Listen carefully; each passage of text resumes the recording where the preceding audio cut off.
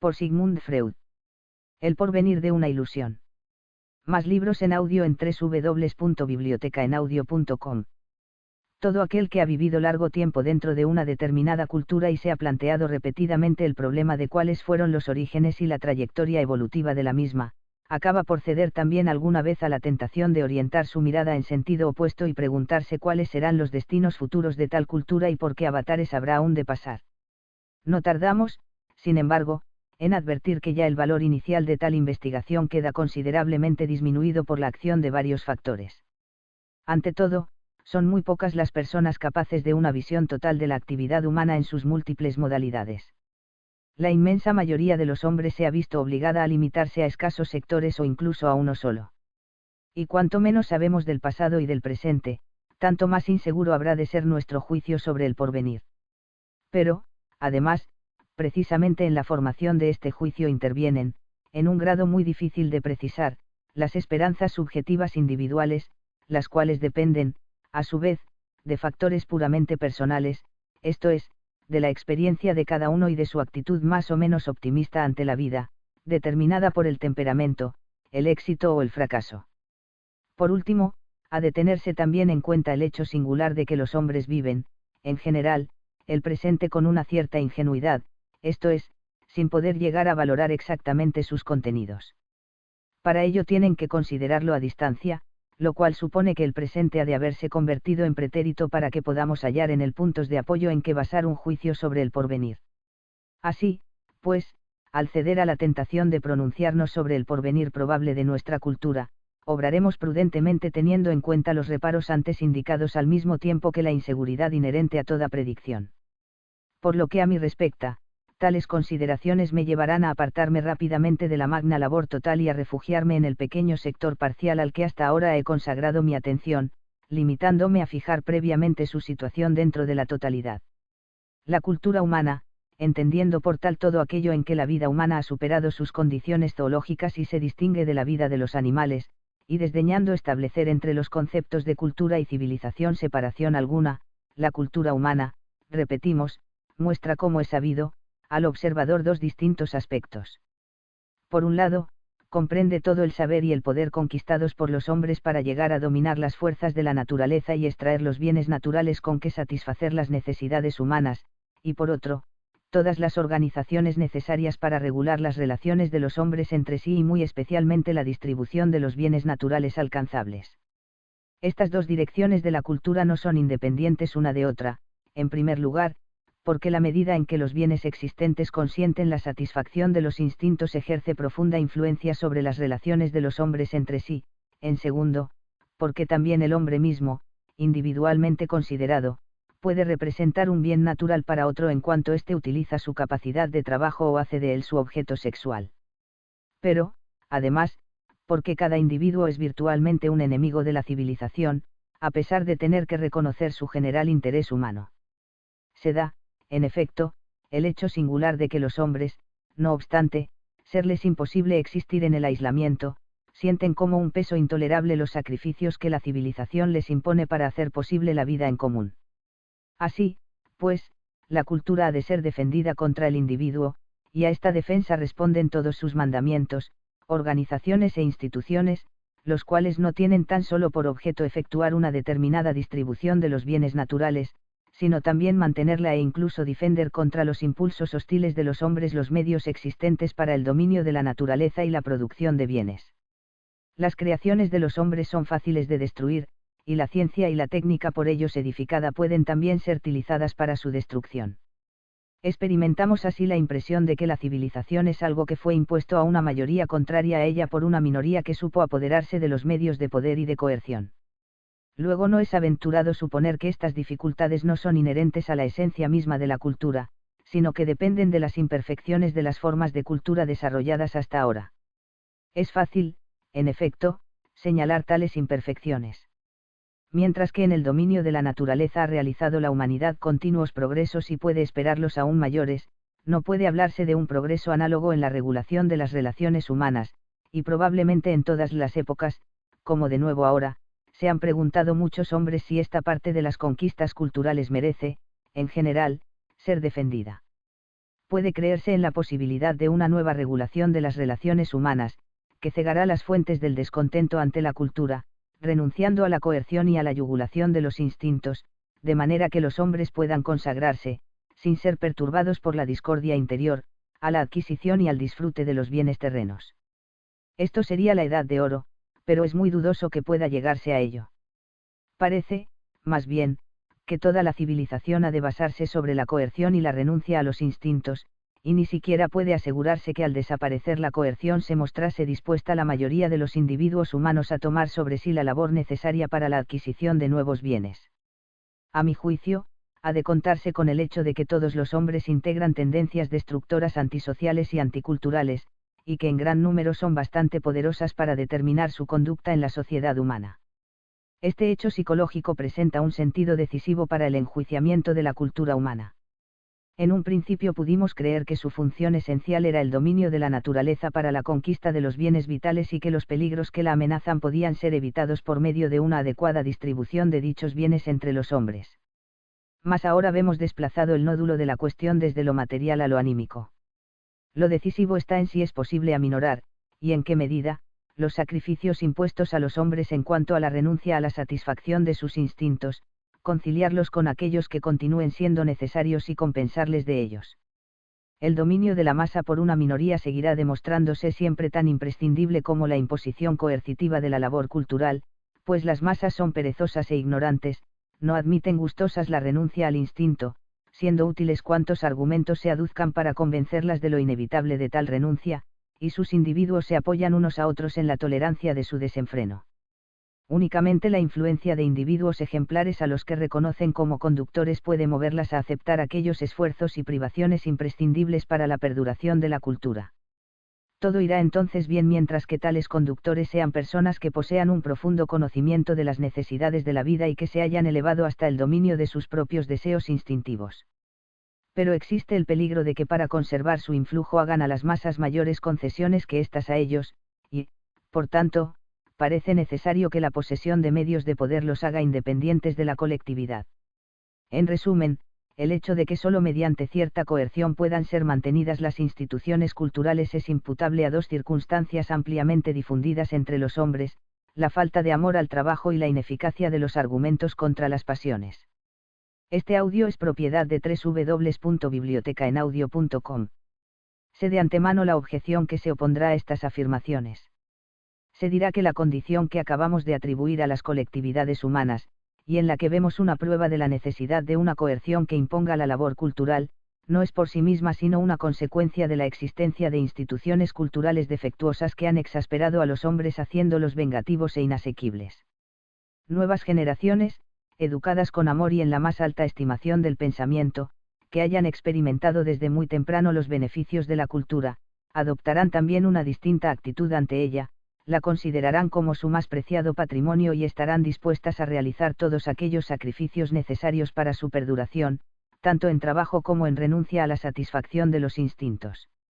Harán innecesaria la coerción y se diferenciarán muy poco de sus conductores.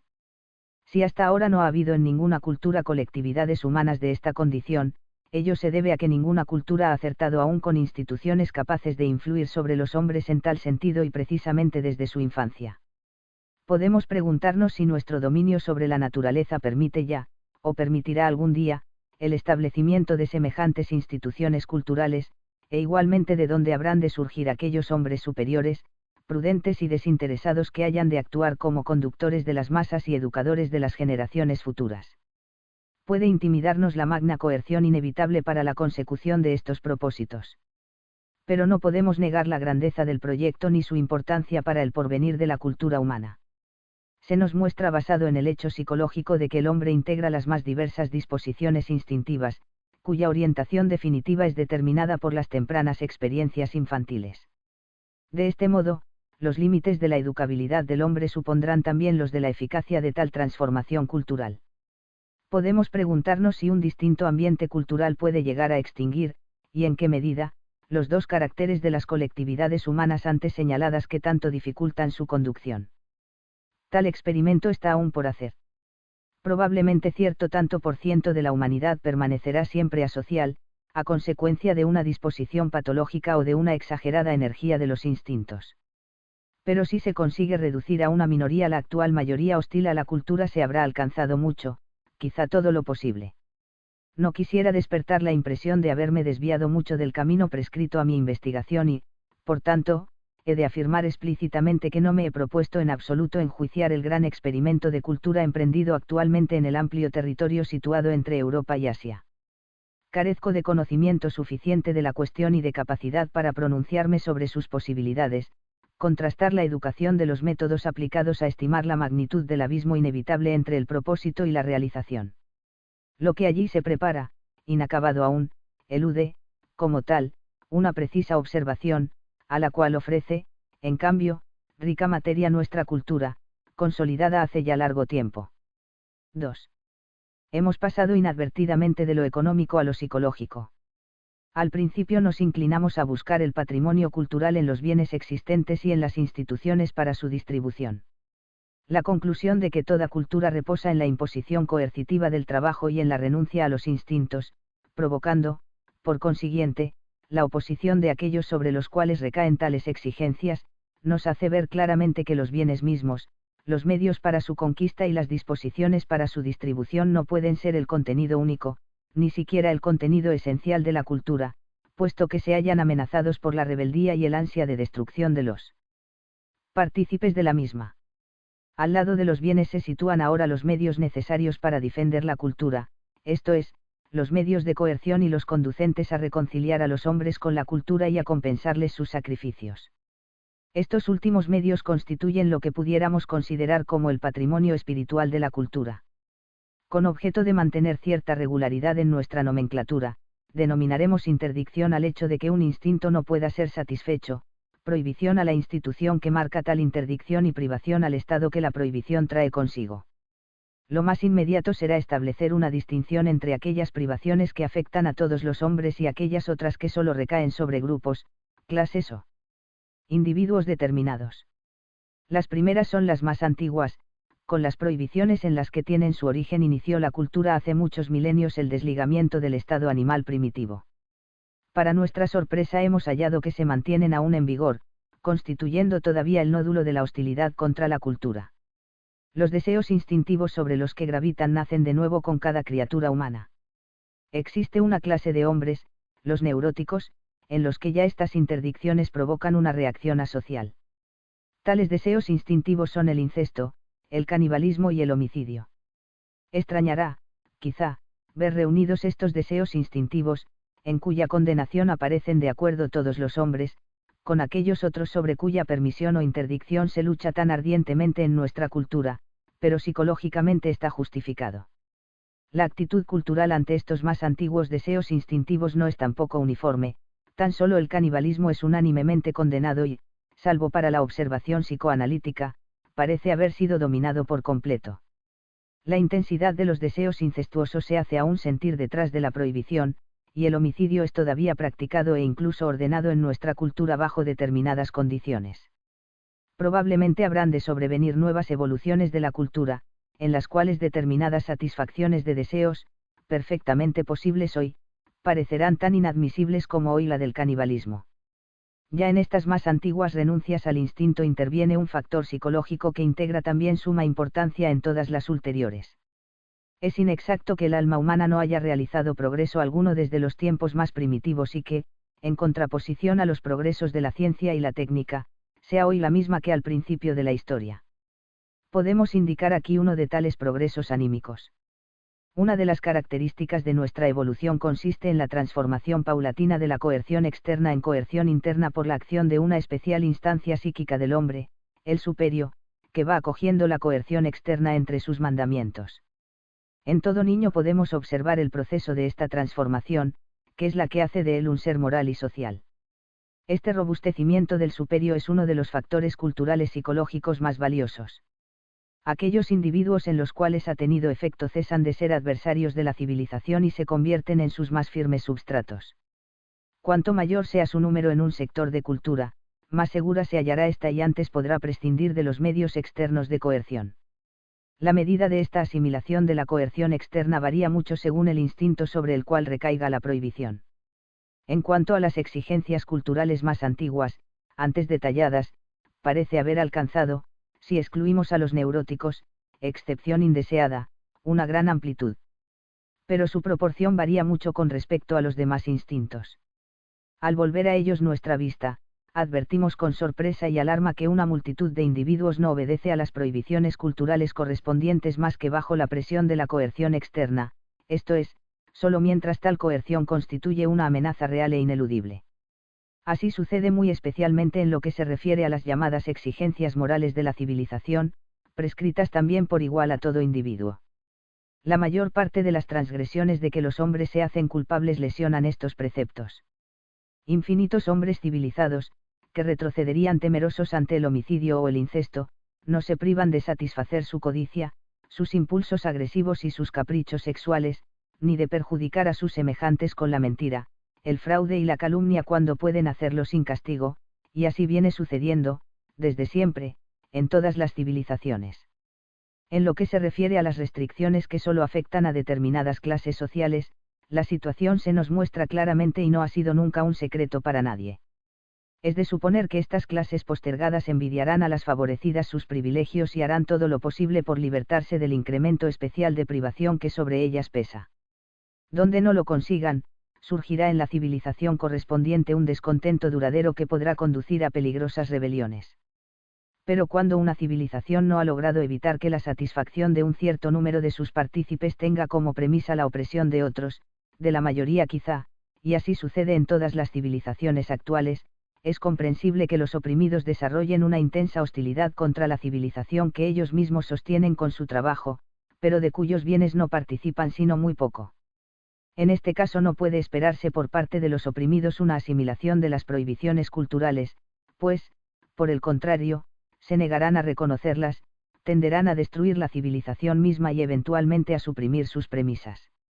La hostilidad de estas clases sociales contra la civilización es tan patente que ha monopolizado la atención de los observadores, impidiéndoles ver la que latentemente abrigan también las otras capas sociales más favorecidas. No hace falta decir que una cultura que deja insatisfecho a un núcleo tan considerable de sus partícipes y los incita a la rebelión no puede durar mucho tiempo, ni tampoco lo merece. El grado de asimilación de los preceptos culturales, o dicho de un modo popular y nada psicológico, el nivel moral de los partícipes de una civilización, no es el único patrimonio espiritual que ha de tenerse en cuenta para valorar la civilización de que se trate. Ha de atenderse también a su acervo de ideales y a su producción artística, esto es, a las satisfacciones extraídas de estas dos fuentes. Nos inclinaremos demasiado fácilmente a incluir entre los bienes espirituales de una civilización sus ideales, esto es, las valoraciones que determinan en ella cuáles son los rendimientos más elevados a los que deberá aspirarse. Al principio parece que estos ideales son los que han determinado y determinan los rendimientos de la civilización correspondiente, pero no tardamos en advertir que, en realidad, sucede todo lo contrario, los ideales quedan forjados como una secuela de los primeros rendimientos obtenidos por la acción conjunta de las dotes intrínsecas de una civilización y las circunstancias externas, y estos primeros rendimientos son retenidos ya por el ideal para ser continuados. Así, pues, la satisfacción que el ideal procura a los partícipes de una civilización es de naturaleza narcisista y reposa en el orgullo del rendimiento obtenido. Para ser completa precisa de la comparación con otras civilizaciones que han tendido hacia resultados distintos y han desarrollado ideales diferentes.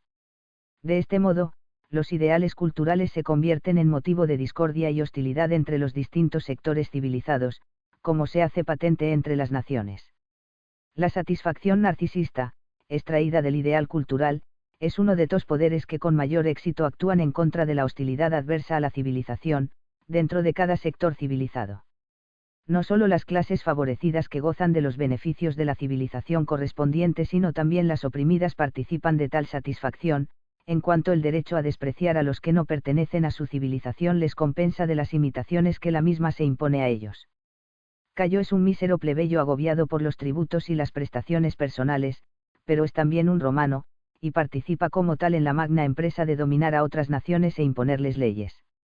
Esta identificación de los oprimidos con la clase que los oprime y los explota no es, sin embargo, más que un fragmento de una más amplia totalidad, pues, además, los oprimidos pueden sentirse efectivamente ligados a los opresores y, a pesar de su hostilidad, ver en sus amos su ideal. Si no existieran estas relaciones, satisfactorias en el fondo, sería incomprensible que ciertas civilizaciones se hayan conservado tanto tiempo, a pesar de la justificada hostilidad de grandes masas de hombres. La satisfacción que el arte procura a los partícipes de una civilización es muy distinta, aunque, por lo general, permanece inasequible a las masas, absorbidas por el trabajo agotador y poco preparadas por la educación. Como ya sabemos, el arte ofrece satisfacciones sustitutivas compensadoras de las primeras y más antiguas renuncias impuestas por la civilización al individuo, las más hondamente sentidas aún, y de este modo es lo único que consigue reconciliarle con sus sacrificios. Pero, además, las creaciones del arte intensifican los sentimientos de identificación, de los que tanto precisa todo sector civilizado, ofreciendo ocasiones de experimentar colectivamente sensaciones elevadas. Por último, contribuyen también a la satisfacción narcisista cuando representan el rendimiento de una civilización especial y expresan en forma impresionante sus ideales. No hemos citado aún el elemento más importante del inventario psíquico de una civilización. Nos referimos a sus representaciones religiosas, en el más amplio sentido, o, con otras palabras que más tarde justificaremos, a sus ilusiones. 3. ¿En qué consiste el singular valor de las ideas religiosas? Hemos hablado de una hostilidad contra la civilización, engendrada por la presión que la misma ejerce sobre el individuo, imponiéndole la renuncia a los instintos. Supongamos levantadas de pronto a sus prohibiciones, el individuo podrá elegir como objeto sexual a cualquier mujer que encuentre a su gusto, podrá desembarazarse sin temor alguno de los rivales que se la disputen y, en general, de todos aquellos que se interpongan de algún modo en su camino, y podrá apropiarse los bienes ajenos sin pedir siquiera permiso a sus dueños. La vida parece convertirse así en una serie ininterrumpida de satisfacciones. Pero enseguida tropezamos con una primera dificultad. Todos los demás hombres abrigan los mismos deseos que yo, y no han de tratarme con más consideración que yo a ellos. Resulta, pues, que en último término solo un único individuo puede llegar a ser ilimitadamente feliz con esta supresión de las restricciones de la civilización, un tirano, un dictador que se haya apoderado de todos los medios de poder, y aun para este individuo será muy deseable que los demás observen, por lo menos, uno de los mandamientos culturales, el de no matar. Pero el hecho de aspirar a una supresión de la cultura testimoniaría de una ingratitud manifiesta y de una acusada miopía espiritual. Suprimida la civilización, lo que queda es el estado de naturaleza, mucho más difícil de soportar. Desde luego, la naturaleza no impone la menor limitación a nuestros instintos y nos deja obrar con plena libertad, pero, en último término, posee también su modo especial de limitarnos, nos suprime, a nuestro juicio, con fría crueldad, y preferentemente con ocasión de nuestras satisfacciones. Precisamente estos peligros, con los que nos amenaza la naturaleza, son los que nos han llevado a unirnos y a crear la civilización que, entre otras cosas, ha de hacer posible la vida en común. La función capital de la cultura, su verdadera razón de ser, es defendernos contra la naturaleza. En algunos puntos lo ha conseguido ya bastante y es de esperar que vaya lográndolo cada vez mejor, pero nadie cae en el error de creer ya totalmente sojuzgada a la naturaleza, y solo algunos se atreven a esperar que llegará un día en el cual quede sometida por completo a los hombres. Están los elementos que parecen burlarse de toda coerción humana, la tierra, que tiembla, se abre y sepulta a los hombres con la obra de su trabajo, el agua, que inunda y ahoga, la tempestad, que destruye y arruina, y las enfermedades, en las que solo recientemente hemos reconocido los ataques de otros seres animados, está, por último, el doloroso enigma de la muerte, contra la cual no se ha hallado aún, ni se hallará probablemente, la tríaca. Con estas poderosas armas se alza contra nosotros la naturaleza, magna, cruel e inexorable, y presenta una y otra vez a nuestros ojos nuestra debilidad y nuestra indefensión, a las que pretendíamos escapar por medio de la obra de la cultura. Una de las pocas impresiones satisfactorias y elevadas que la humanidad nos procura es la de verla olvidar, ante una catástrofe natural, la inconsistencia de su civilización, todas sus dificultades y sus disensiones internas, y recordar la gran obra común, su conservación contra la prepotencia de la naturaleza. Como para la humanidad en conjunto, también para el individuo la vida es difícil de soportar. La civilización de la que participa le impone determinadas privaciones, y los demás hombres le infligen cierta medida de sufrimiento, bien a pesar de los preceptos de la civilización, bien a consecuencia de la imperfección de la misma, agregándose a todo esto los daños que recibe de la naturaleza indominada, a la que él llama el destino. Esta situación ha de provocar en el hombre un continuo temor angustiado y una grave lesión de su narcisismo natural. Sabemos ya cómo reacciona el individuo a los daños que le infiere la civilización o le son causados por los demás, desarrolla una resistencia proporcional contra las instituciones de la civilización correspondiente, cierto grado de hostilidad contra la cultura. Pero, ¿cómo se defiende de los poderes prepotentes de la naturaleza, de la amenaza del destino? La civilización toma también a su cargo esta función defensora y la cumple por todos y para todos en igual forma, dándose el hecho singular de que casi todas las civilizaciones proceden aquí del mismo modo. No detiene en este punto su labor de defender al hombre contra la naturaleza, sino que la continúa con otros medios. Esta función toma ahora un doble aspecto: el hombre, gravemente amenazado, demanda consuelo, pide que el mundo y la vida queden libres de espantos, pero, al mismo tiempo, su ansia de saber, impulsada, desde luego, por decisivos intereses prácticos, exige una respuesta. El primer caso es ya una importante conquista. Consiste en humanizar la naturaleza. A las fuerzas impersonales, al destino, es imposible aproximarse, permanecen eternamente incógnitas. Pero si en los elementos rugen las mismas pasiones que en el alma del hombre, si la muerte misma no es algo espontáneo, sino el crimen de una voluntad perversa, si la naturaleza está poblada de seres como aquellos con los que convivimos, respiraremos aliviados, nos sentiremos más tranquilos en medio de lo inquietante y podremos elaborar psíquicamente nuestra angustia. Continuamos acaso inermes, pero ya no nos sentimos, además, paralizados, podemos, por lo menos, reaccionar e incluso nuestra indefensión no es quizá ya tan absoluta, pues podemos emplear contra estos poderosos superhombres que nos acechan fuera los mismos medios de que nos servimos dentro de nuestro círculo social, podemos intentar conjurarlos, apaciguarlos y sobornarlos, despojándoles así de una parte de su poderío. Esta sustitución de una ciencia natural por una psicología no solo proporciona al hombre un alivio inmediato, sino que le muestra el camino por el que llega a dominar más ampliamente la situación. Esta situación no constituye, en efecto, nada nuevo. Tiene un precedente infantil, y no es, en realidad, más que la continuación del mismo. De niños, todos hemos pasado por un periodo de indefensión con respecto a nuestros padres, a nuestro padre, sobre todo, que nos inspiraba un profundo temor, aunque al mismo tiempo estábamos seguros de su protección contra los peligros que por entonces conocíamos. Así, no era difícil asimilar ambas situaciones, proceso en el cual hubo de intervenir también, como en la vida onírica, el deseo. Cuando un presagio de muerte asalta al durmiente y quiere hacerle asistir a su propio entierro, la elaboración onírica sabe elegir las circunstancias en las cuales también este suceso tan temido se convierte en la realización de un deseo, y el durmiente se ve en un sepulcro etrusco, al que ha descendido encantado de poder satisfacer sus curiosidades arqueológicas. Obrando de un modo análogo, el hombre no transforma sencillamente las fuerzas de la naturaleza en seres humanos, a los que puede tratar de igual a igual, cosa que no correspondería a la impresión de superioridad que tales fuerzas le producen, sino que las reviste de un carácter paternal y las convierte en dioses, conforme a un prototipo infantil, y también, según hemos intentado ya demostrar en otro lugar, a un prototipo filogénico. Andando el tiempo surgen luego las primeras observaciones de la regularidad y la normatividad de los fenómenos físicos, y las fuerzas naturales pierden sus caracteres humanos. Pero la indefensión de los hombres continúa, y con ello perdura su necesidad de una protección paternal y perduran los dioses, a los cuales se sigue atribuyendo una triple función: espantar los terrores de la naturaleza, conciliar al hombre con la crueldad del destino, especialmente tal y como se manifiesta en la muerte, y compensarle de los dolores y las privaciones que la vida civilizada en común le impone.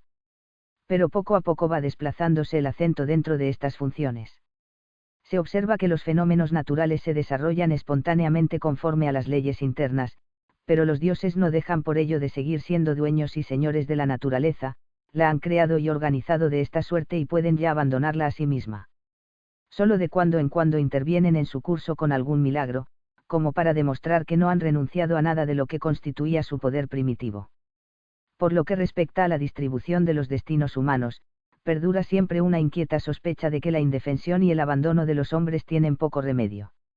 En ese punto fallan enseguida los dioses, y si realmente son ellos quienes marcan a cada hombre su destino, es de pensar que sus designios son impenetrables. El pueblo mejor dotado de la antigüedad vislumbró la existencia de un poder superior a los dioses, la Moira, y sospechó que estos mismos tenían marcados sus destinos. Cuanto más independiente se hace la naturaleza y más se retiran de ella los dioses, tanto más interesante van concentrándose las esperanzas en derredor de la tercera de las funciones a ellos encomendadas, llegando a ser así lo moral su verdadero dominio. De este modo, la función encomendada a la divinidad resulta ser la de compensar los defectos y los daños de la civilización, precaver los sufrimientos que los hombres se causan unos a otros en la vida en común y velar por el cumplimiento de los preceptos culturales, tan mal seguidos por los hombres. A estos preceptos mismos se les atribuye un origen divino, situándolos por encima de la sociedad humana y extendiéndolos al suceder natural y universal. Se crea así un acervo de representaciones, nacido de la necesidad de hacer tolerable la indefensión humana, y formado con el material extraído del recuerdo de la indefensión de nuestra propia infancia individual y de la infancia de la humanidad. Fácilmente se advierte que este tesoro de representaciones protege a los hombres en dos direcciones distintas, contra los peligros de la naturaleza y del destino y contra los daños de la propia sociedad humana. Su contenido, sintéticamente enunciado, es el siguiente: la vida en este mundo sirve a un fin más alto, nada fácil de adivinar desde luego, pero que significa seguramente un perfeccionamiento del ser humano. El objeto de esta superación y elevación ha de ser probablemente la parte espiritual del hombre, el alma, que tan lenta y rebeldemente se ha ido separando del cuerpo en el transcurso de los tiempos. Todo lo que en este mundo sucede, sucede en cumplimiento de los propósitos de una inteligencia superior, que, por caminos y rodeos difíciles de perseguir, lo conduce todo en definitiva hacia el bien, esto es, hacia lo más satisfactorio para el hombre. Sobre cada uno de nosotros vela una guarda bondadosa, solo en apariencia severa, que nos preserva de ser juguete de las fuerzas naturales, prepotentes e inexorables. La muerte misma no es un aniquilamiento, un retorno a lo inanimado inorgánico, sino el principio de una nueva existencia y el tránsito a una evolución superior. Por otro lado, las mismas leyes morales que nuestras civilizaciones han estatuido rigen también el suceder universal, guardadas por una suprema instancia justiciera, infinitamente más poderosa y consecuente. Todo lo bueno encuentra al fin su recompensa, y todo lo malo, su castigo, cuando no ya en esta vida sí en las existencias ulteriores que comienzan después de la muerte. De este modo quedan condenados a desaparecer todos los terrores, los sufrimientos y asperezas de la vida. La vida de ultratumba, que continúa nuestra vida terrenal como la parte invisible del espectro solar, continúa la visible, trae consigo toda la perfección que aquí hemos echado de menos. La suprema sabiduría que dirige este proceso, la suprema bondad que en él se manifiesta y la justicia que en él se cumple son los atributos de los seres divinos que nos han creado y han creado el universo entero. O, mejor dicho, de aquel único ser divino, en el que nuestras civilizaciones han condensado el politeísmo de épocas anteriores. El pueblo que primero consiguió semejante condensación de los atributos divinos se mostró muy orgulloso de tal progreso. Había revelado el nódulo paternal, oculto desde siempre detrás de toda imagen divina. Pero, en el fondo, esto no significa sino un retroceso a los comienzos históricos de la idea de Dios. No habiendo ya más que un solo y único Dios, las relaciones con él pudieron recobrar todo el fervor y toda la intensidad de las relaciones infantiles del individuo con su padre. Mas a cambio de tanto amor se quiere una recompensa, ser el hijo predilecto, el pueblo elegido. Mucho tiempo después ha elevado la piadosa América la pretensión de ser God's own country, y lo es ciertamente en cuanto a una de las formas bajo las cuales adoran los hombres a la divinidad. Las ideas religiosas sintéticamente enunciadas en lo que precede han pasado, claro está, por una larga evolución y han sido retenidas por diversas civilizaciones en distintas fases. En el presente ensayo hemos aislado una sola de estas fases evolutivas, la de su cristalización definitiva en nuestra actual civilización blanca, cristiana. No es difícil observar que en el conjunto formado por estas ideas no todos los elementos armonizan igualmente bien entre sí, y que ni se da con ellas respuesta a todas las interrogaciones apremiantes ni resulta tampoco tarea fácil defenderlas de la constante contradicción de la experiencia cotidiana. Pero así y todo, estas representaciones, religiosas en el más amplio sentido, pasan por ser el tesoro más precioso de la civilización, lo más valioso que la misma puede ofrecer a sus partícipes, y son más estimables que las artes de beneficiar los tesoros de la tierra, procurar a la humanidad su alimento o vencer las enfermedades. Los hombres creen no poder soportar la vida si no dan a estas representaciones todo el valor al que para ellas se aspira. Habremos, pues, de preguntarnos qué significan estas ideas a la luz de la psicología, de dónde extraen su alta estimación y griega con interrogación harto tímida, cuál es su verdadero valor. 4. Una investigación que avanza libre de objeciones exteriores, como un monólogo, corre cierto peligro. Es muy difícil ceder, además, a la tentación de apartar a un lado aquellas ideas propias que tratan de interrumpirla, y todo ello se paga con una sensación de inseguridad que luego se quiere encubrir por medio de conclusiones demasiado radicales. Así, pues, situaré frente a mí un adversario que siga mi exposición con desconfiada crítica y le cederé la palabra de cuando en cuando. Por lo pronto le oigo ya decir, se ha servido usted repetidamente de expresiones que me han producido cierta extrañeza. Ha dicho usted, por ejemplo, que la civilización crea las representaciones religiosas y las pone a disposición de sus partícipes. Sin saber a punto fijo por qué, encuentro en estas afirmaciones algo extraño. No las encuentro tan naturales como encontraría, por ejemplo, la de que la civilización ha regulado el reparto de los productos del trabajo o los derechos sobre la mujer y el hijo. A mi juicio, tales afirmaciones están plenamente justificadas. He intentado mostrar que las representaciones religiosas han nacido de la misma fuente que todas las demás conquistas de la cultura, de la necesidad de defenderse contra la abrumadora prepotencia de la naturaleza, necesidad a la que más tarde se añadió un segundo motivo, el impulso a corregir las penosas imperfecciones de la civilización. También es absolutamente exacto decir que la civilización procura al individuo estas ideas, pues el individuo las encuentra ya acabadas entre sí, y sería incapaz de hallarlas por sí mismo. Son para él como la tabla de multiplicar o la geometría, un legado de generaciones anteriores. La sensación de extrañeza que usted me objeta puede provenir, en parte, de que las ideas religiosas no son presentadas como una revelación divina. Pero esa pretensión es ya una parte del sistema religioso, y desatiende por completo la evolución histórica de tales ideas y sus diferencias en las distintas épocas y civilizaciones. Hay todavía otra objeción que creo más importante. Hace usted nacer el antropomorfismo de la naturaleza de la necesidad de poner término a la perplejidad y a la indefensión de los hombres ante las fuerzas naturales tan temidas, entrar en relación con ellas y conquistar sobre ellas alguna influencia. A mi juicio, resulta completamente innecesario buscar semejante motivación. El hombre primitivo no puede hacer otra cosa, su pensamiento no puede seguir otro camino. El impulso a proyectar en el mundo su propio ser y ver en todos los sucesos que observa manifestaciones de seres análogos en el fondo a él mismo es algo natural y como innato en él. Es su único método de comprensión. Y el hecho de que abandonándose así simplemente a sus disposiciones naturales consiga satisfacer una de sus grandes necesidades, no es, desde luego, nada esperado y axiomático, sino una coincidencia harto singular. Yo no lo encuentro tan chocante. ¿O acaso cree usted que el pensamiento del hombre no conoce motivo práctico alguno y es tan solo la expresión de una curiosidad desinteresada? No me parece probable. Creo más bien que al personificar las fuerzas de la naturaleza sigue el hombre un precedente infantil. En su primera infancia descubrió ya que para llegar a adquirir alguna influencia sobre las personas que le rodeaban le era preciso entrar en relación con ellas, y posteriormente aplica este método, con igual propósito, a todo aquello que a su paso encuentra. No contradigo, pues, su observación descriptiva. Efectivamente, la tendencia a personificar todo aquello que quiere comprender, el dominio físico como preparación del dominio psíquico, es un impulso natural del hombre, pero yo expongo, además, el motivo y la génesis de esta peculiaridad del pensamiento humano.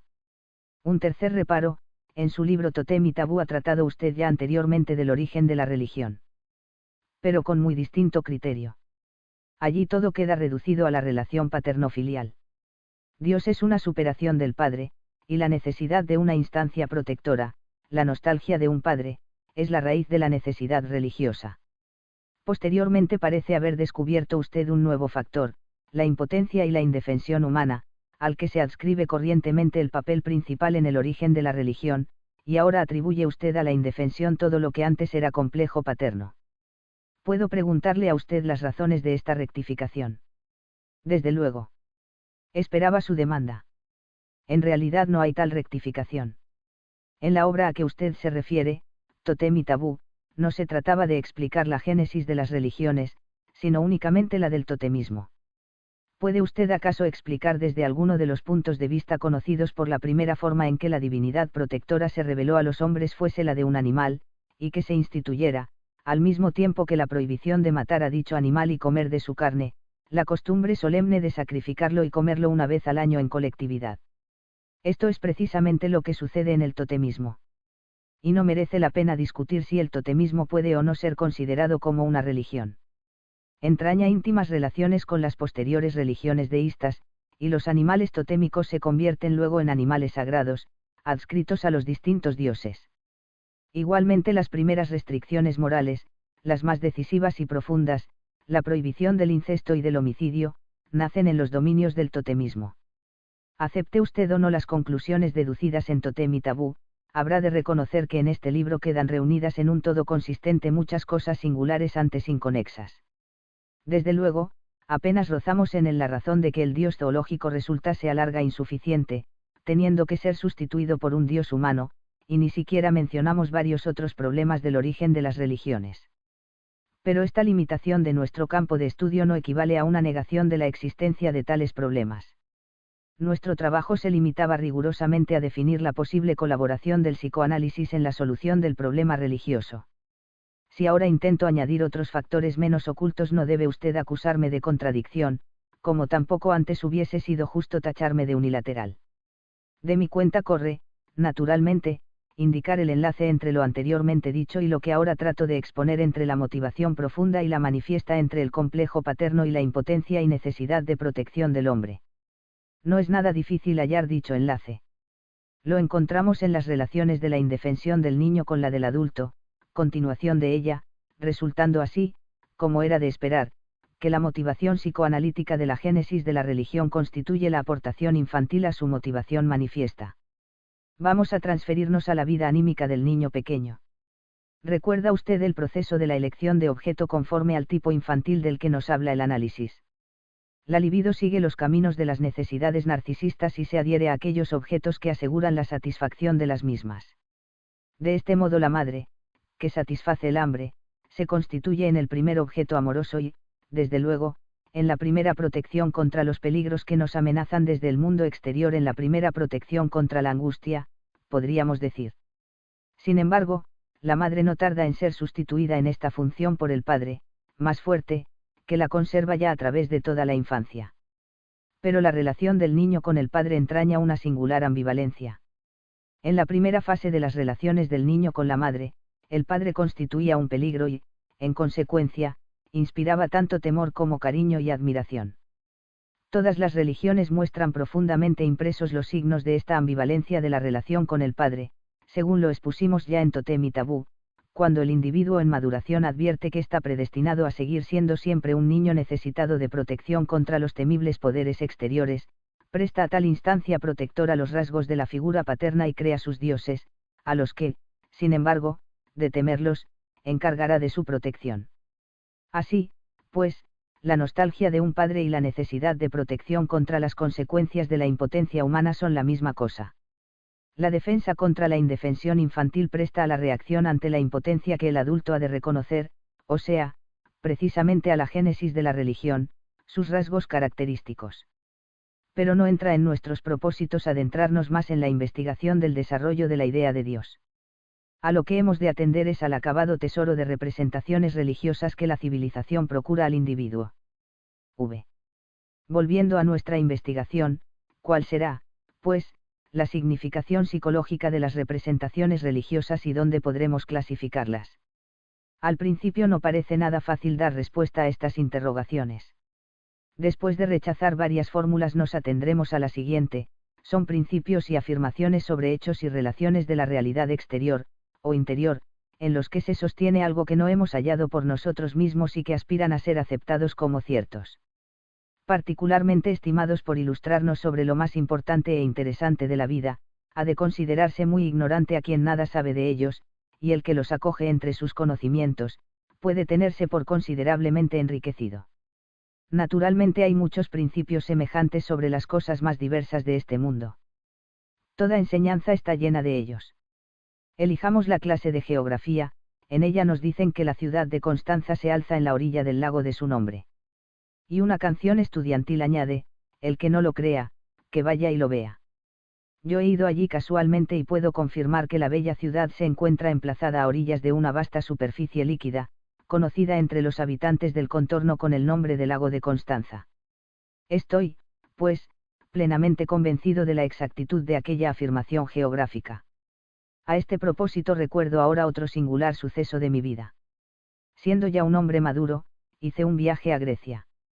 La primera vez que me hallé sobre la colina de la Acrópolis ateniense, entre las ruinas de sus templos y teniendo a mis pies el mar azul, sentí mezclarse a mi felicidad un cierto asombro, aquello era realmente tal y como nos lo habían descrito en el colegio. Ciertamente, no debió de ser mucha mi fe en la verdad real de lo que oía a mis profesores cuando tanto me asombraba ahora verlo confirmado. Pero no quiero acentuar demasiado esta interpretación de aquel suceso, pues mi asombro admite también una explicación distinta, totalmente subjetiva y relacionada con la peculiaridad del lugar, explicación que no se me ocurrió de momento. Así, pues, todos estos principios aspiran a ser aceptados como ciertos, pero no sin fundamentar tal aspiración. Se presentan como el resultado abreviado de un largo proceso mental, basado en la observación y, desde luego, también en la deducción, y si hay quien prefiere seguir por sí mismo tal proceso, en lugar de aceptar su resultado le señalan el camino. Asimismo se indica siempre la fuente del conocimiento, integrado en el principio de que se trate, cuando el mismo no puede considerarse axiomático, como sucede con las afirmaciones geográficas. Al afirmar, por ejemplo, que la Tierra es redonda, se aducen, como pruebas, el experimento del péndulo de Foucault, la curva del horizonte y la posibilidad de circunnavegar la Tierra.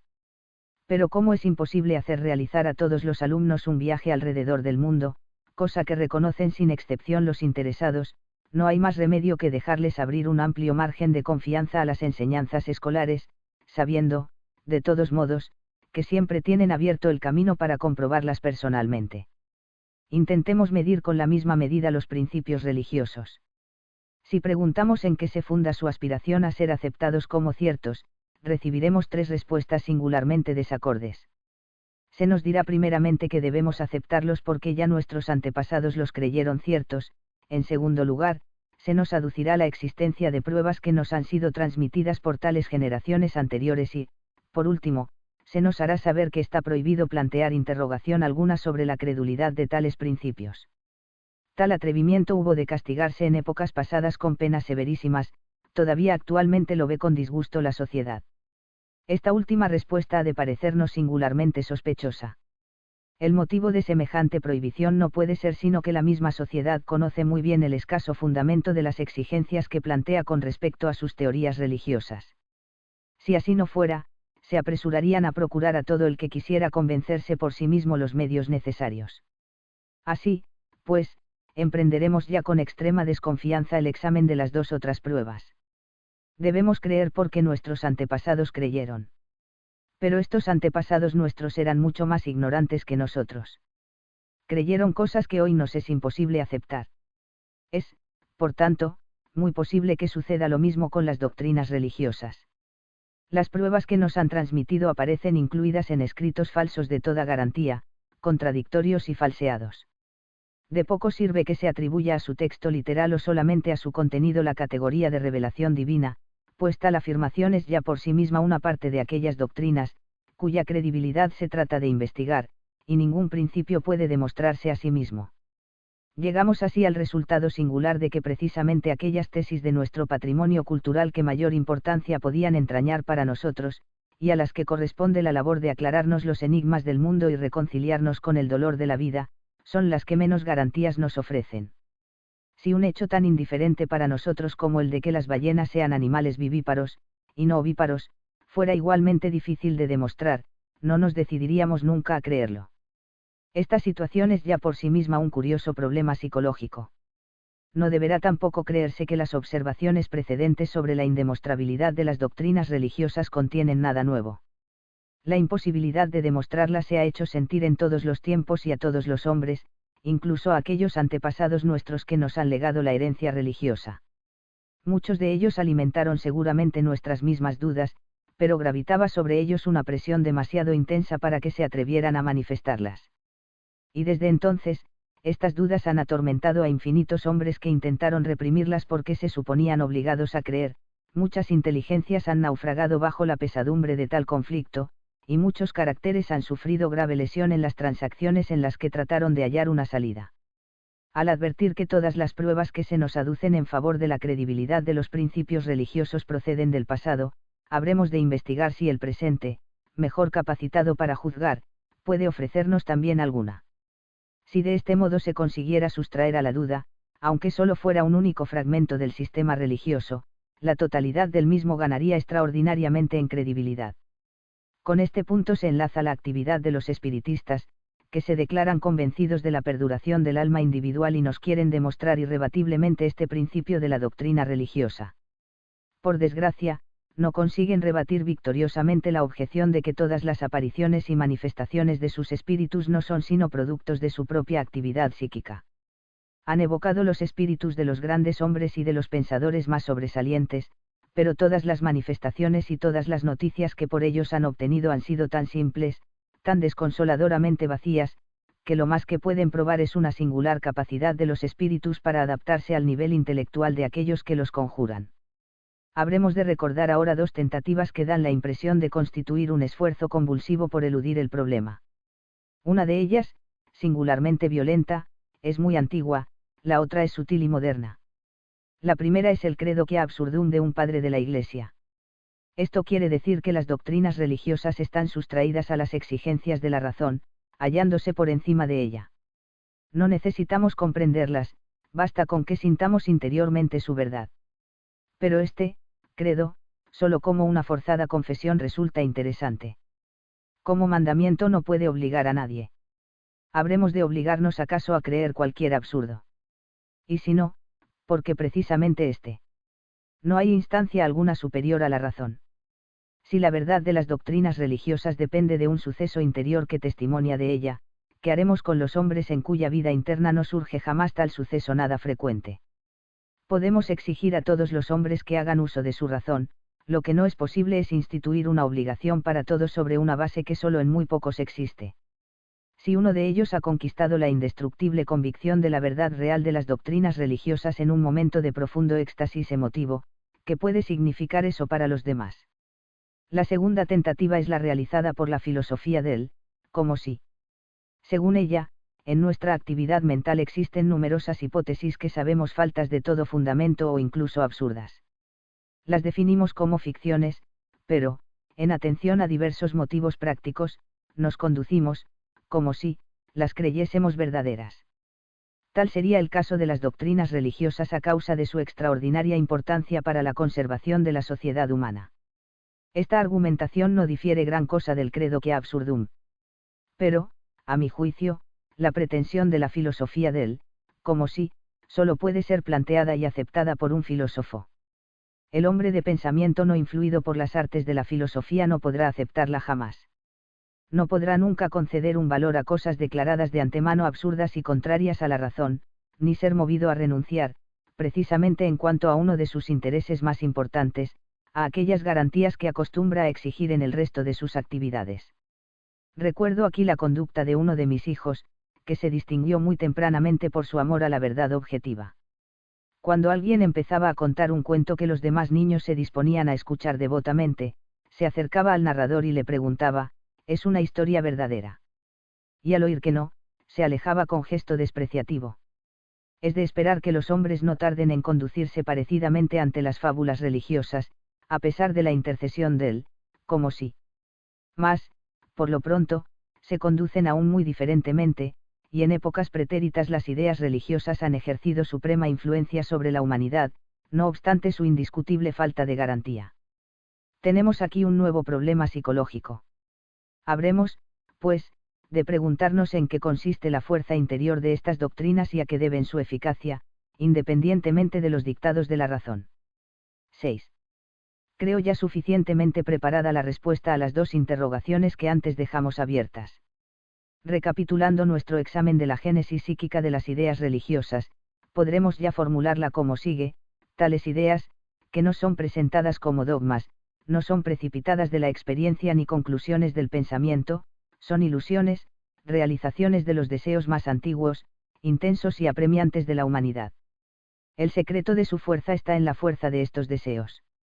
Sabemos ya que la penosa sensación de impotencia experimentada en la niñez fue lo que despertó la necesidad de protección, la necesidad de una protección amorosa, satisfecha en tal época por el padre, y que el descubrimiento de la persistencia de tal indefensión a través de toda la vida llevó luego al hombre a forjar la existencia de un Padre inmortal mucho más poderoso. El gobierno bondadoso de la divina providencia mitiga el miedo a los peligros de la vida, la institución de un orden moral universal, asegura la victoria final de la justicia, tan vulnerada dentro de la civilización humana, y la prolongación de la existencia terrenal por una vida futura amplía infinitamente los límites temporales y espaciales en los que han de cumplirse los deseos. Bajo las premisas de este sistema se formulan respuestas a los enigmas ante los cuales se estrella el humano deseo de saber, enigmas como la creación del mundo y la relación entre el cuerpo y el alma. Por último, para la psique individual supone un gran alivio ser descargada de los conflictos engendrados en la infancia por el complejo paternal, jamás superados luego por entero, y ser conducida a una solución generalmente aceptada. Al decir que todo esto son ilusiones, habremos de restringir el sentido de semejante concepto. Una ilusión no es lo mismo que un error ni es necesariamente un error. La opinión aristotélica de que la suciedad engendra los parásitos, opinión mantenida aún hoy en día por el vulgo ignorante, es un error, como igualmente el criterio sostenido por anteriores generaciones médicas de que la tabes dorsalis es consecuencia de los excesos sexuales. Sería abusivo calificar de ilusiones estos errores.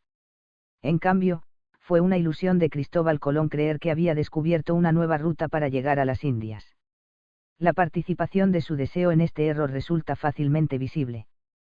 También podemos calificar de ilusión la afirmación de ciertos nacionalistas de que los indogermanos son la única raza susceptible de cultura, o la creencia, que solo el psicoanálisis ha logrado desvanecer, de que los niños eran seres sin sexualidad. Una de las características más genuinas de la ilusión es la de tener su punto de partida en deseos humanos de los cuales se deriva. Bajo este aspecto, se aproxima a la idea delirante psiquiátrica, de la cual distingue, sin embargo, claramente. La idea delirante, además de poseer una estructura mucho más complicada, aparece en abierta contradicción con la realidad. En cambio, la ilusión no tiene que ser necesariamente falsa, esto es, irrealizable o contraria a la realidad. Así, una burguesa puede acariciar la ilusión de ser solicitada en matrimonio por un príncipe, ilusión que no tiene nada de imposible y se ha cumplido realmente alguna vez. Que el Mesías haya de llegar y fundar una edad de oro es ya menos verosímil, y al enjuiciar esta creencia la clasificaremos, según nuestra actitud personal, bien entre las ilusiones, bien entre las ideas delirantes.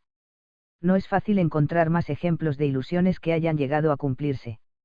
Quizá la de transmutar en oro todos los metales, tan largo tiempo acariciada por los alquimistas, llegue a ser una de ellas. El deseo de tener mucho oro, todo el oro posible, se ha debilitado ya ante nuestro actual conocimiento de las condiciones de la riqueza, pero la química no considera imposible la transmutación indicada. Así, pues, calificamos de ilusión una creencia cuando aparece engendrada por el impulso a la satisfacción de un deseo, prescindiendo de su relación con la realidad, del mismo modo que la ilusión prescinde de toda garantía real. Si después de orientarnos así volvemos de nuevo a los dogmas religiosos, habremos de repetir nuestra afirmación interior: son todos ellos ilusiones indemostrables y no es lícito obligar a nadie a aceptarlos como ciertos. Hay algunos tan inverosímiles y tan opuestos a todo lo que trabajosamente hemos llegado a averiguar sobre la realidad del mundo, que, salvando las diferencias psicológicas, podemos compararlos a las ideas delirantes. Por lo general, resulta imposible aquilatar su valor real. Son tan irrebatibles como indemostrables. Sabemos todavía muy poco para aproximarnos a ellos como críticos. Nuestra investigación de los secretos del mundo progresa muy lentamente, y la ciencia no ha encontrado aún respuesta a muchas interrogaciones. De todos modos, la labor científica es, a nuestro juicio, el único camino que puede llevarnos al conocimiento de la realidad exterior a nosotros. Esperar algo de la intuición y del éxtasis no es tampoco más que una ilusión. Pueden procurarnos ciertas inducciones, difícilmente interpretables, sobre nuestra propia vida psíquica, pero nunca una respuesta a las interrogaciones cuya solución se hace tan fácil a las doctrinas religiosas.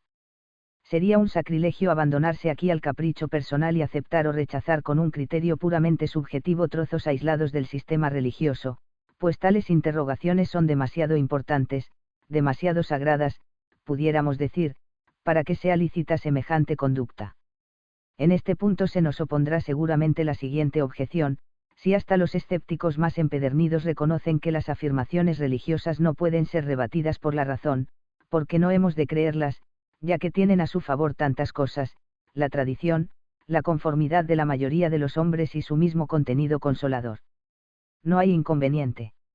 Del mismo modo que nadie puede ser obligado a creer, tampoco puede forzarse a nadie a no creer. Pero tampoco debe nadie complacerse en engañarse a sí mismo suponiendo que con estos fundamentos sigue una trayectoria mental plenamente correcta. La ignorancia es la ignorancia, y no es posible derivar de ella un derecho a creer algo. Ningún hombre razonable se conducirá tan ligeramente en otro terreno ni basará sus juicios y opiniones en fundamentos tan pobres.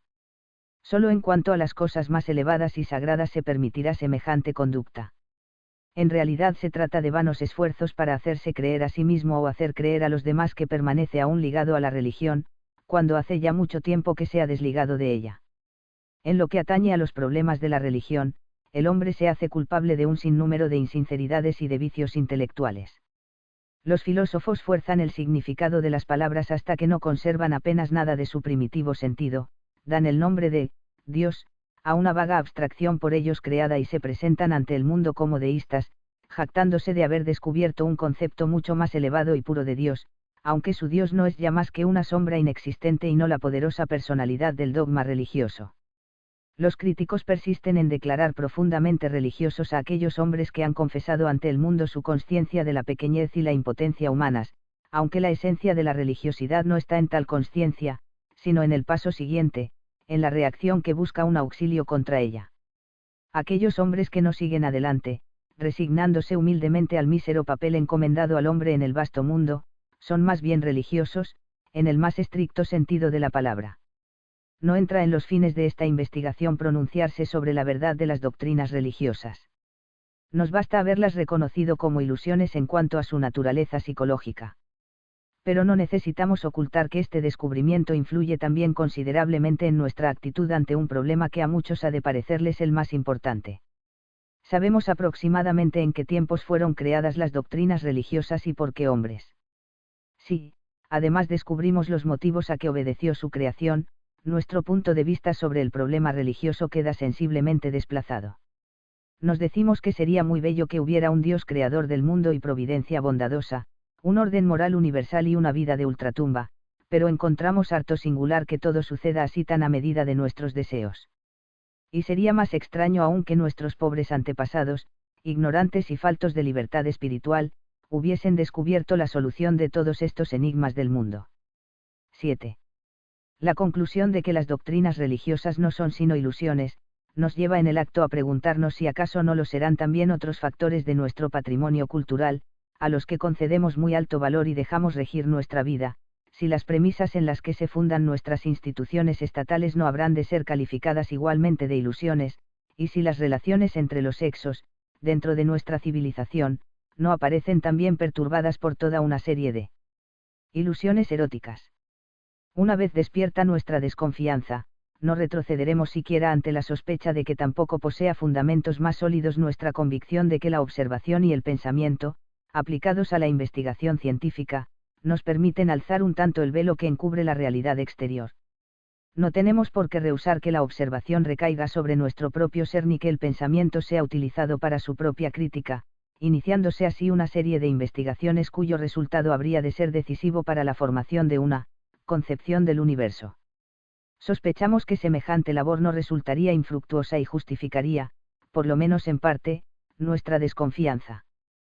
Pero el autor no se considera con capacidad suficiente para emprenderla en toda su vasta amplitud y, en consecuencia, habrá de limitar obligadamente su trabajo a una de tales ilusiones, a la ilusión religiosa. Nuestro contradictor deja oír de nuevo su voz en este punto, pidiéndonos cuenta de nuestro ilícito proceder. Nos dice: el interés arqueológico es altamente encomiable, pero no es permisible practicar excavaciones por debajo de las viviendas de los hombres, falseando sus cimientos y poniéndose en peligro de venirse abajo con todos sus moradores. Las doctrinas religiosas no son un tema sobre el cual se puedas utilizar impunemente como sobre otro cualquiera. Constituyen la base de nuestra civilización. La pervivencia que la sociedad humana tiene como premisa para que la mayoría de los hombres las acepte como verdaderas. Si les enseñamos que la existencia de un Dios omnipotente y justo, de un orden moral universal y de una vida futura son puras ilusiones, se considerarán desligados de toda obligación de acatar los principios de la cultura. Cada uno seguirá, sin freno ni temor, sus instintos sociales y egoístas e intentará afirmar su poder personal, y de este modo surgirá de nuevo el caos, la que ha llegado a poner término a una labor civilizadora ininterrumpida a través de muchos milenios. Aunque supiésemos y pudiésemos demostrar que la religión no posee la verdad, deberíamos silenciarlo y conducirnos como nos lo aconseja la filosofía del, como si es en interés de todos y por nuestra propia conservación. Lo contrario, además de ser harto peligroso, constituye una inútil crueldad. Hay infinitos hombres que hallan en las doctrinas religiosas su único consuelo, y solo con su ayuda pueden soportar la vida. Se quiere despojarlos de tal apoyo sin tener nada mejor que ofrecerles en sustitución. Se confiesa que la ciencia se halla aún muy poco avanzada, y aunque lo estuviera mucho más tampoco bastaría a los hombres. El hombre tiene otras necesidades imperativas, que nunca podrán ser satisfechas por la ciencia, y es harto singular e inconsecuente que un psicólogo, que siempre ha hecho resaltar la primacía del instinto sobre la inteligencia en la vida del hombre, se esfuerce ahora en despojar a la humanidad de una valiosa realización de deseos, ofreciéndole una compensación puramente intelectual. Son muchas acusaciones de una vez. Pero estoy preparado para rebatirlas todas, y además habré de afirmar que, tratando de mantener las actuales relaciones entre la civilización y la religión, se crean para la primera mayores peligros que intentando destruirlas. Lo que no sé es por dónde empezar mi defensa. Quizá asegurando que yo mismo considero completamente inofensiva y exenta de todo peligro mi empresa. No es, desde luego, a mí, en este caso, a quien puede reprocharse una hipervaloración del intelecto. Si los hombres son, realmente, tales como los describen mis contradictores, y no quiero negarlo, no hay el menor peligro de que un creyente, vencido por mis argumentos, se deje despojar de su fe. Además, no he dicho nada que antes no haya sido ya sostenido más acabadamente y con mayor fuerza por otros hombres mejores que yo, cuyos nombres no habré de citar, por ser de sobra conocidos, y además para que no se crea que intento incluirme entre ellos. Lo único que he hecho, la sola novedad de mi exposición, es haber agregado a la crítica de mis grandes predecesores cierta base psicológica, pero no es de esperar que esta agregación logre el efecto que tales críticas no consiguieron. Se nos preguntará entonces por qué escribimos tales cosas si estamos seguros de que no han de sufrir ningún efecto. Pero no han de sufrir ningún efecto. Pero sobre esta cuestión volveremos más adelante. Al único a quien esta publicación puede perjudicar es a mí mismo. Seguramente se me acusará de aridez espiritual, de falta de idealismo y de incomprensión ante los más altos ideales de la humanidad. Mas, por un lado, estos reproches no son nada nuevos para mí, y por otro, cuando ya en nuestros años jóvenes nos hemos sobrepuesto a la animadversión de nuestros contemporáneos, no podremos concederle gran importancia llegados a la ancianidad y seguros de quedar sustraídos ya en fecha próxima a todo favor y disfavor. No sucedía ciertamente así en épocas pasadas. En ellas, semejantes manifestaciones abreviaban la vida terrenal de su autor y le proporcionaban pronta ocasión de comprobar por sí mismo si existía o no una vida de ultratumba. Pero tales tiempos han pasado ya, y las especulaciones de este género son hoy perfectamente inofensivas, incluso para su propio autor. Lo más que puede suceder es que su libro no pueda ser traducido ni difundido en algunos países, precisamente en aquellos que se jactan de haber llegado a un más alto grado de civilización. Pero cuando se combate, en general, a favor de la renuncia a los deseos y la aceptación del destino, debe poder soportarse también tal contrariedad. No dejó de surgir en mí la interrogación de si el presente ensayo podía causar algún daño, pero no a persona alguna, sino a una causa, a la causa del psicoanálisis. No puedo negar que el psicoanálisis es obra mía, ni tampoco que ha despertado en muchos sectores desconfianza y animadversión. Si ahora salgo a la palestra con afirmaciones tan poco gratas, es de esperar que toda responsabilidad quede desplazada sobre el psicoanálisis. Ya vemos claramente, se dirá, a dónde conduce el psicoanálisis. Como ya lo sospechábamos, a negar la existencia de Dios y de todo ideal ético. Y para impedirnos tal descubrimiento se nos ha querido engañar, pretendiendo que el psicoanálisis no entrañaba una concepción particular del universo ni aspiraba a formarla. Este ruido habrá de serme realmente muy desagradable a causa de mis muchos colaboradores, algunos de los cuales no comparten en absoluto mi actitud ante los problemas religiosos. Pero el psicoanálisis ha capeado ya muchos temporales y podemos exponerlo a uno más. En realidad, el psicoanálisis es un método de investigación, un instrumento imparcial, como, por ejemplo, el infinitesimal. Si un físico descubriera, con ayuda del mismo, que la Tierra había de desaparecer al cabo de cierto tiempo, no nos decidiríamos tan fácilmente a atribuir al cálculo mismo tendencias destructoras y a condenarlo por tal motivo. Todo lo que llevamos dicho contra el valor de la religión como verdad no ha precisado para nada del psicoanálisis y ha sido alegado ya, mucho antes de su nacimiento, por otros autores. Si la aplicación del método psicoanalítico nos proporciona un nuevo argumento contra la verdad de la religión, tanto peor para la misma, pero también sus defensores podrán servirse, con igual derecho, del psicoanálisis para realzar el valor afectivo de las doctrinas religiosas. Proseguimos, pues, nuestra defensa. La religión ha prestado, desde luego, grandes servicios a la civilización humana y ha contribuido, aunque no lo bastante, a dominar los instintos asociales. Ha regido durante muchos milenios la sociedad humana y ha tenido tiempo de demostrar su eficacia. Si hubiera podido consolar y hacer feliz a la mayoría de los hombres, reconciliarlos con la vida y convertirlos en firmes substratos de la civilización, no se le hubiera ocurrido a nadie aspirar a modificación alguna.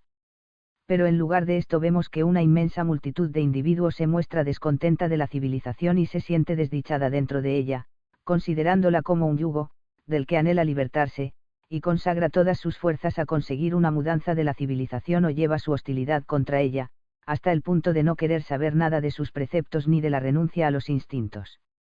Se nos objetará que esta situación obedece precisamente a que la religión ha perdido una gran parte de su influencia sobre las colectividades humanas a causa del efecto lamentable de los progresos científicos. Anotaremos, desde luego, esta confesión y la utilizaremos más adelante para nuestros fines, limitándonos ahora a afirmar que, en calidad de objeción, carece de todo fuerza. Es dudoso que en la época de la supremacía ilimitada de las doctrinas religiosas fueron en general los hombres más felices que hoy, y desde luego no eran más morales. Han sabido siempre traficar con los mandamientos religiosos y hacer fracasar así su intención. Los sacerdotes, a los cuales correspondía la función de hacer guardar obediencia a la religión, les han facilitado siempre esta tarea. La bondad divina paralizó la divina justicia. El pecador se rescata con sacrificios o penitencias y queda libre para volver a pecar. El fervor ruso se ha elevado hacia la conclusión de que el pecado es indispensable para gozar todas las bienaventuranzas de la gracia divina, siendo, por tanto, en el fondo, grato a Dios. Es sabido que los sacerdotes solo han podido mantener la sumisión religiosa de las colectividades haciendo grandes concesiones a la naturaleza instintiva de la humanidad. De este modo se llegó a la conclusión de que solo Dios es fuerte y bueno, y el hombre, débil y pecador. La inmoralidad ha hallado siempre en la religión un apoyo tan firme como la moralidad. Si los rendimientos de la religión, en cuanto a la felicidad de los hombres, su adaptación a la cultura y su restricción moral no son cosa mejor, habremos de preguntarnos si no exageramos su necesidad para los hombres y si obramos prudentemente basando en ella nuestras exigencias culturales. Reflexiones sobre la situación actual. Hemos oído la confesión de que la religión no ejerce ya sobre los hombres la misma influencia que antes. Nos referimos a la civilización europea cristiana. Y ello no porque prometa menos, sino porque los hombres van dejando de creer en sus promesas. Concedamos que la causa de esta mudanza reside en el robustecimiento del espíritu científico en las capas superiores de la sociedad humana, aunque quizá no sea esta causa la única. La crítica ha debilitado la fuerza probatoria de los documentos religiosos, las ciencias naturales han señalado los errores en ellos contenidos, y la investigación comparativa ha indicado la fatal analogía de las representaciones religiosas por nosotros veneradas con los productos espirituales de pueblos y tiempos primitivos. El espíritu científico crea una actitud particular ante las cosas de este mundo.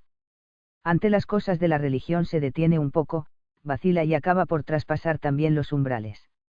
En este proceso no hay detención alguna, cuanto más asequibles se hacen al hombre los tesoros del conocimiento, tanto más se difunde su abandono de la fe religiosa, al principio solo de sus formas más anticuadas y absurdas, pero luego también de sus premisas fundamentales.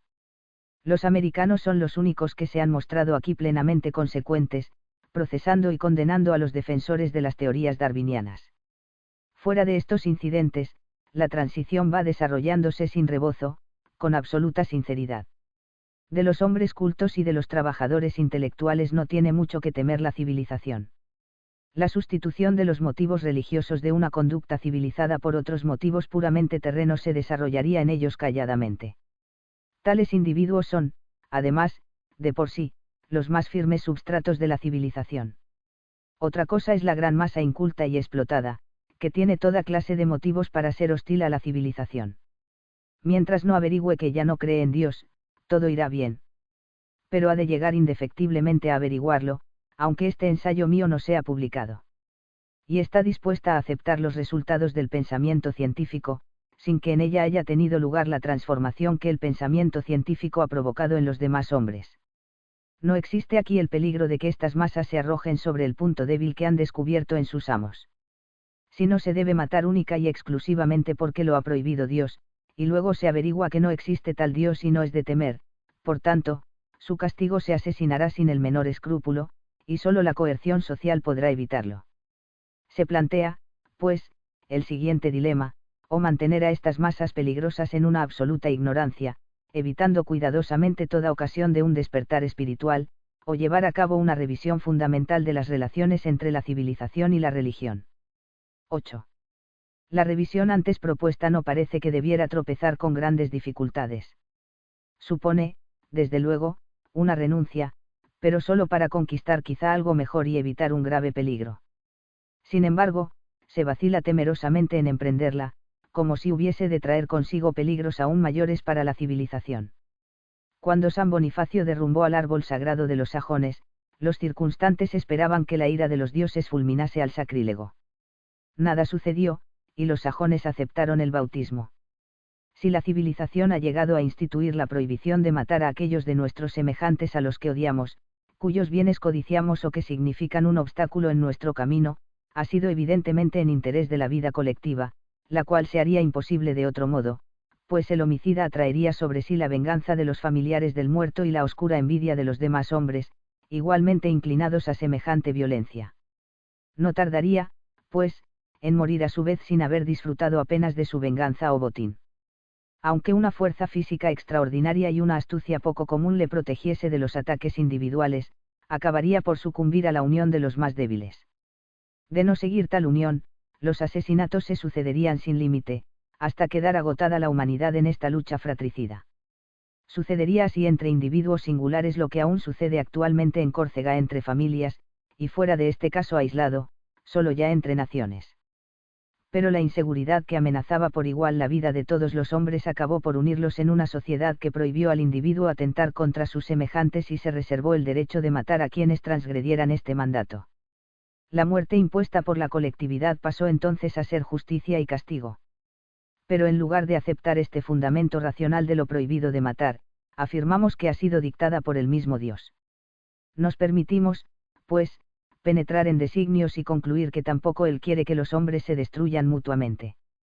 Al obrar así revestimos de una particular solemnidad la prohibición cultural, pero nos exponemos a supeditar su observancia a la fe en la existencia de Dios. Si ahora cambiamos de rumbo y dejamos de atribuir a Dios nuestras propias voluntades, contentándonos con el fundamento social, renunciaremos, desde luego, a semejante transfiguración de la prohibición cultural, pero también evitaremos sus peligros. Y todavía obtenemos otra ventaja.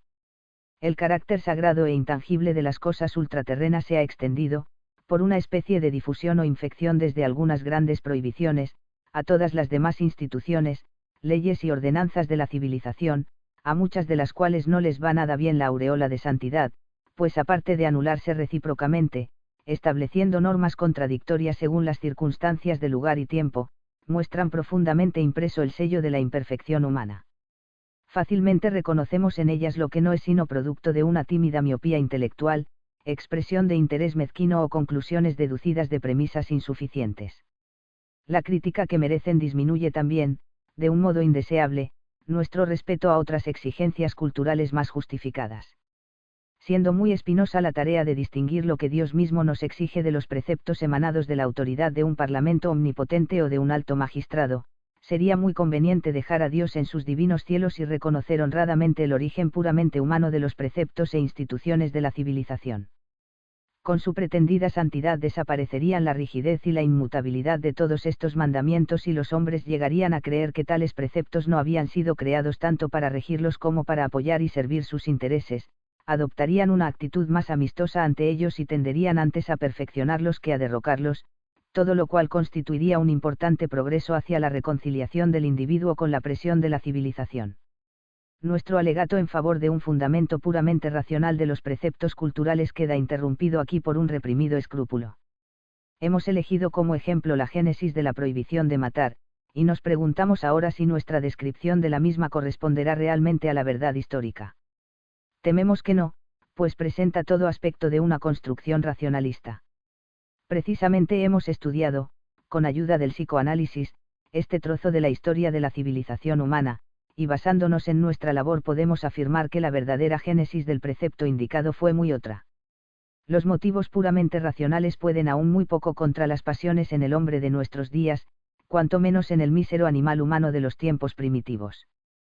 Sus descendientes se destrozarían todavía mutuamente si uno de aquellos asesinatos, el del padre primitivo, no hubiese despertado una reacción afectiva irresistible, extraordinariamente rica en consecuencias. De esta reacción proviene el mandamiento de no matar, limitado en el totemismo al sustitutivo del padre y extendido luego a todos nuestros semejantes, aunque todavía hoy no se observe sin excepciones.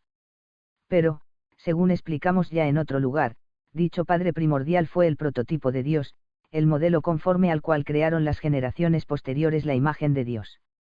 La teoría religiosa está, pues, en lo cierto. Dios participó realmente en la génesis de la prohibición que nos ocupa, siendo su influjo, y no la consciencia de una necesidad social, lo que hubo de engendrarla.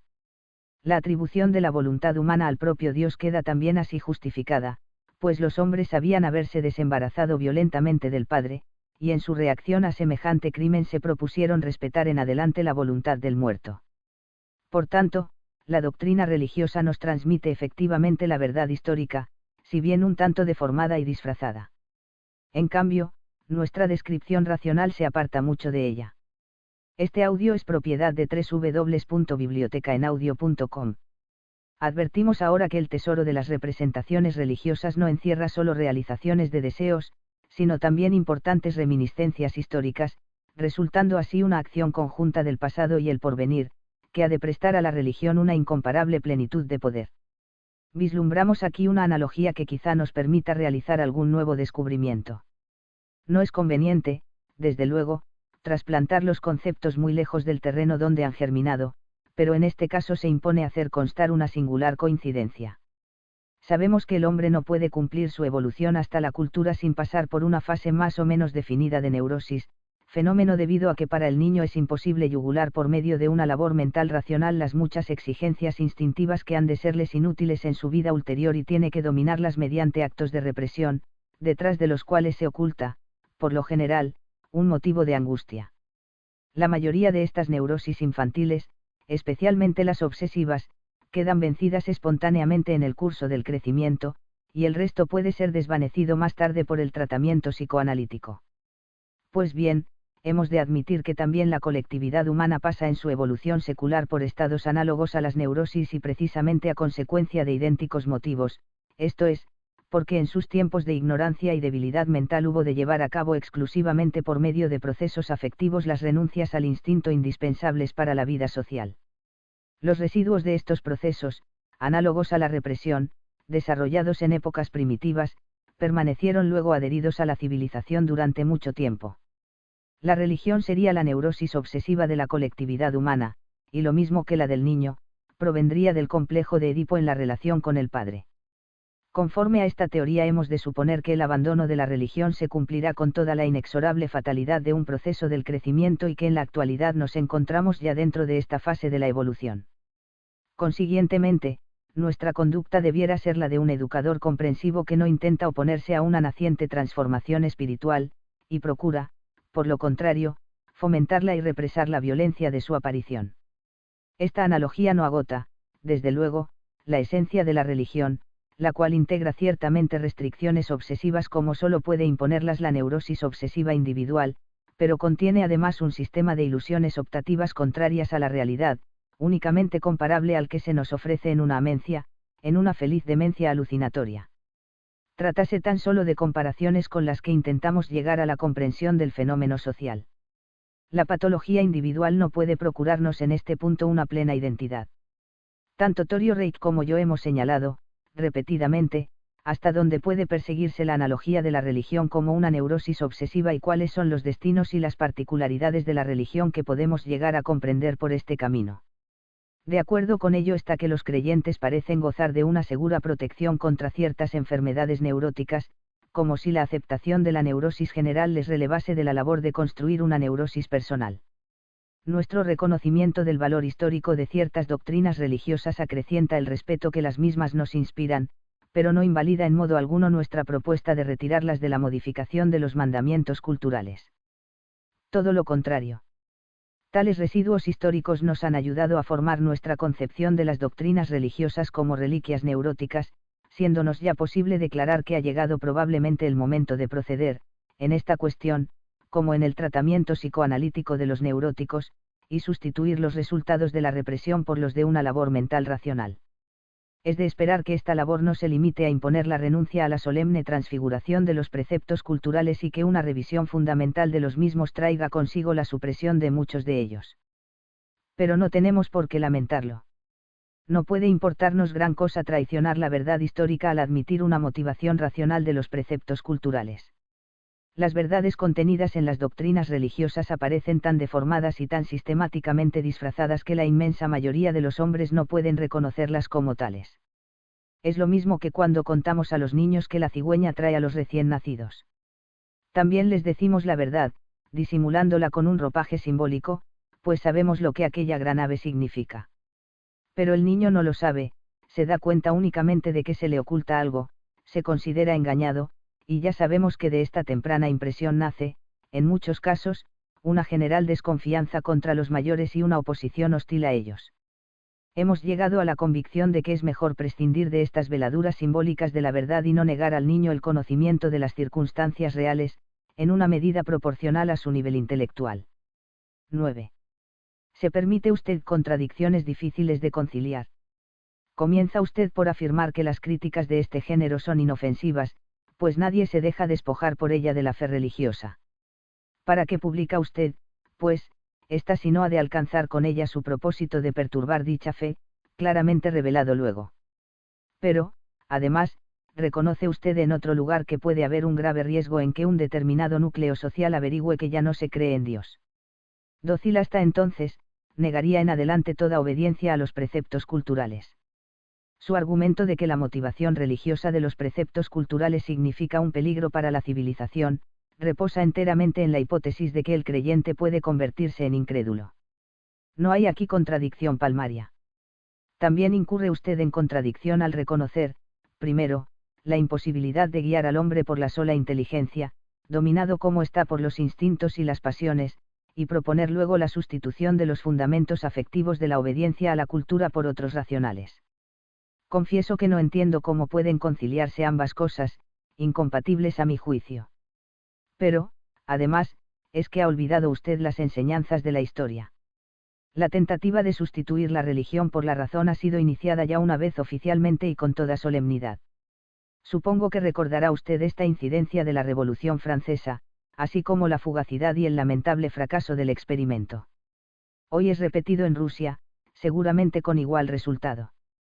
¿O acaso no cree usted obligado suponer que el hombre no puede prescindir de la religión?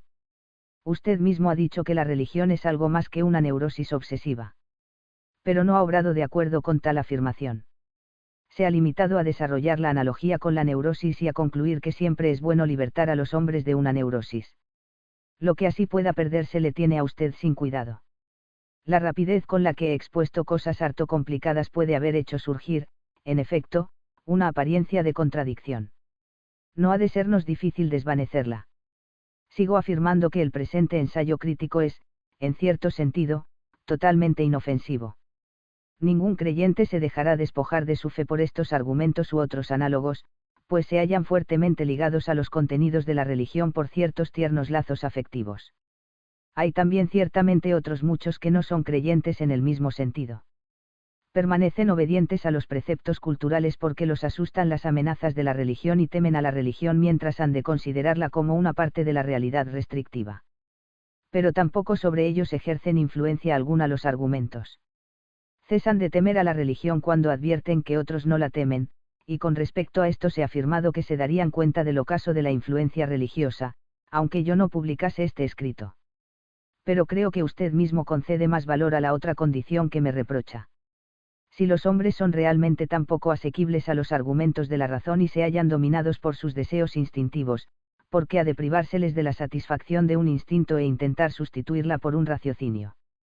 Los hombres son, desde luego, así, pero, ¿se ha preguntado usted si tienen que ser necesariamente tales? Si su más íntima naturaleza les obliga a ello. ¿Es que un antropólogo podría precisar acaso el índice craneano de un pueblo que tuviera la costumbre de deformar con apretados vendajes las cabezas de sus niños? Piense usted en el lamentable contraste entre la inteligencia de un niño sano y la debilidad mental del adulto medio. ¿No es quizá muy posible que la educación religiosa tenga gran parte de culpa en esta atrofia relativa? A mi juicio, un niño sobre el cual no se ejerciera influencia alguna tardaría mucho en comenzar a formarse una idea de Dios y de las cosas ultraterrenas. Tales ideas seguirían quizá luego los mismos caminos que en sus antepasados primitivos, pero en vez de esperar semejante evolución se imbuyen al niño doctrinas religiosas en una época en que ni pueden interesarle ni posee capacidad suficiente para comprender su alcance. Los dos puntos capitales del programa pedagógico actual son el retraso de la evolución sexual y el adelanto de la influencia religiosa. ¿No es cierto? Cuando el pensamiento del niño despierta luego, las doctrinas religiosas se han hecho ya intangibles. ¿Cree usted muy beneficioso para el desarrollo de la inteligencia sustraer a su acción, con la amenaza de las penas del infierno, un sector tan importante? La debilidad mental de individuos tempranamente habituados a aceptar sin crítica los absurdos y las contradicciones de las doctrinas religiosas no puede ciertamente extrañarnos. Pero la inteligencia es el único medio que poseemos para dominar nuestros instintos. ¿Cómo, pues, esperar que estos individuos, sometidos a un régimen de restricción intelectual, alcancen alguna vez el ideal psicológico, la primacía del intelecto? Tampoco ignora usted que a la mujer, en general, se le atribuye la llamada debilidad mental fisiológica, esto es, una inteligencia inferior a la del hombre. El hecho mismo es discutible, pero uno de los argumentos aducidos para explicar semejante inferioridad intelectual es el de que las mujeres sufren bajo la temprana prohibición de ocupar su pensamiento con aquello que más podía interesarlas, o sea, con los problemas de la vida sexual. Mientras que sobre los comienzos de la vida del hombre sigan actuando, además de la coerción mental sexual, la religiosa y la monárquica, derivada de la religiosa, no podremos decir cómo el hombre es en realidad. Pero quiero moderar mi celo y reconocer la posibilidad de que también yo corra detrás de una ilusión. Es posible que los efectos de la prohibición religiosa impuesta al pensamiento no sean tan perjudiciales como suponemos y que la naturaleza humana continúe siendo la misma, aunque no se emplee abusivamente la educación para lograr la sumisión del individuo a los dogmas religiosos. No lo sé ni tampoco usted puede saberlo. Además de aquellos grandes problemas de la vida que aún nos parecen insolubles, hay muchas otras interrogaciones menos importantes para las cuales nos es también muy difícil encontrar respuesta. Pero no me negará usted que en este punto se abre una puerta a la esperanza, no negará usted que puede haber oculto aquí un tesoro susceptible de enriquecer a la civilización y que, por tanto, vale la pena de intentar una educación irreligiosa. Si la tentativa fracasa, estoy dispuesto a renunciar a toda forma y a aceptar el juicio, puramente descriptivo, de que el hombre es un ser de inteligencia débil, dominado por sus deseos instintivos. En cambio, hay otro punto en el que estoy plenamente de acuerdo con usted. Me parecería insensato querer desarraigar de pronto y violentamente la religión. Sobre todo, porque sería inútil. El creyente no se deja despojar de su fe con argumentos ni con prohibiciones. Y si ello se consiguiera en algún caso sería una crueldad. Un individuo habituado a los narcóticos no podrá ya dormir si le privamos de ellos. Esta comparación del efecto de los consuelos religiosos con el de un poderoso narcótico puede apoyarse en una curiosa tentativa actualmente emprendida en Norteamérica. En este país, y bajo la clara influencia del dominio de la mujer, se está procurando sustraer al individuo todos los medios de estímulo, embriaguez y placer, saturándole, en cambio, de temor a Dios, a modo de compensación. Tampoco es dudoso el resultado final de semejante experimento. En lo que yo disiento de ustedes en la conclusión de que el hombre no puede prescindir del consuelo de la ilusión religiosa, sin la cual le sería imposible soportar el peso de la vida y las crueldades de la realidad. Conformes en cuanto al hombre a quien desde niño han instigado ustedes tan dulce, o agridulce, veneno. Pero, ¿y el otro? ¿Y el educado en la abstinencia? No habiendo contraído la general neurosis religiosa, es muy posible que no precise tampoco de intoxicación alguna para adormecerla. Desde luego, su situación será más difícil. Tendrá que reconocer su impotencia y su infinita pequeñez y no podrá considerarse ya como el centro de la creación, ni creerse amorosamente guardado por una providencia bondadosa. Se hallará como el niño que ha abandonado el hogar paterno, en el cual se sentía seguro y dichoso. Pero, ¿no es también cierto que el infantilismo ha de ser vencido y superado? El hombre no puede permanecer eternamente niño, tiene que salir algún día a la vida, a la dura, vida enemiga. Esta sería la educación para la realidad. Habré de decirle todavía que el único propósito del presente trabajo es señalar la necesidad de tal progreso. Teme usted, seguramente, que el hombre no pueda resistir tan dura prueba. Déjenos esperar que sí. La consciencia de que solo habremos de contar con nuestras propias fuerzas nos enseña, por lo menos, a emplearlas con acierto. Pero, además, el hombre no está ya tan desamparado. Su ciencia le ha enseñado muchas cosas desde los tiempos del diluvio y ha de ampliar aún más su poderío. Y por lo que respecta a lo inevitable, al destino inexorable, contra el cual nada puede ayudarle, aprenderá a aceptarlo y soportarlo sin rebeldía. ¿De qué puede servirle el espejismo de vastas propiedades en la luna, cuyas rentas nadie ha recibido jamás? Cultivando honradamente aquí en la tierra su modesto pegujal, como un buen labrador, sabrá extraer de él su sustento. Retirando sus esperanzas del más allá y concentrando en la vida terrena todas las energías así liberadas, conseguirá, probablemente, que la vida se haga más llevadera a todos y que la civilización no abrume ya a ninguno, y entonces podrá decir, con uno de nuestros irreligiosos: el cielo lo abandonamos a los gorriones y a los ángeles. X. Todo eso suena muy bien. Una humanidad que ha renunciado a todas las ilusiones y se ha capacitado así para hacer tolerable su vida sobre la tierra. Pero yo no puedo compartir sus esperanzas. Y no porque sea el obstáculo reaccionario que usted ve quizá en mí, sino simplemente por reflexión. Creo que hemos cambiado los papeles, usted es ahora el hombre apasionado, que se deja llevar por las ilusiones, y yo represento los dictados de la razón y el derecho del escepticismo. Todo lo que acaba usted de exponer me parece basado en errores que, siguiendo su ejemplo, habré de calificar de ilusiones, puesto que delatan claramente la influencia de sus deseos. ¿Espera usted que las nuevas generaciones, sobre las cuales no se haya ejercido en la infancia influencia alguna religiosa, alcanzarán fácilmente la ansiada primacía de la inteligencia sobre la vida instintiva? Ilusión pura, pues no es nada verosímil que la naturaleza humana cambie en este punto decisivo.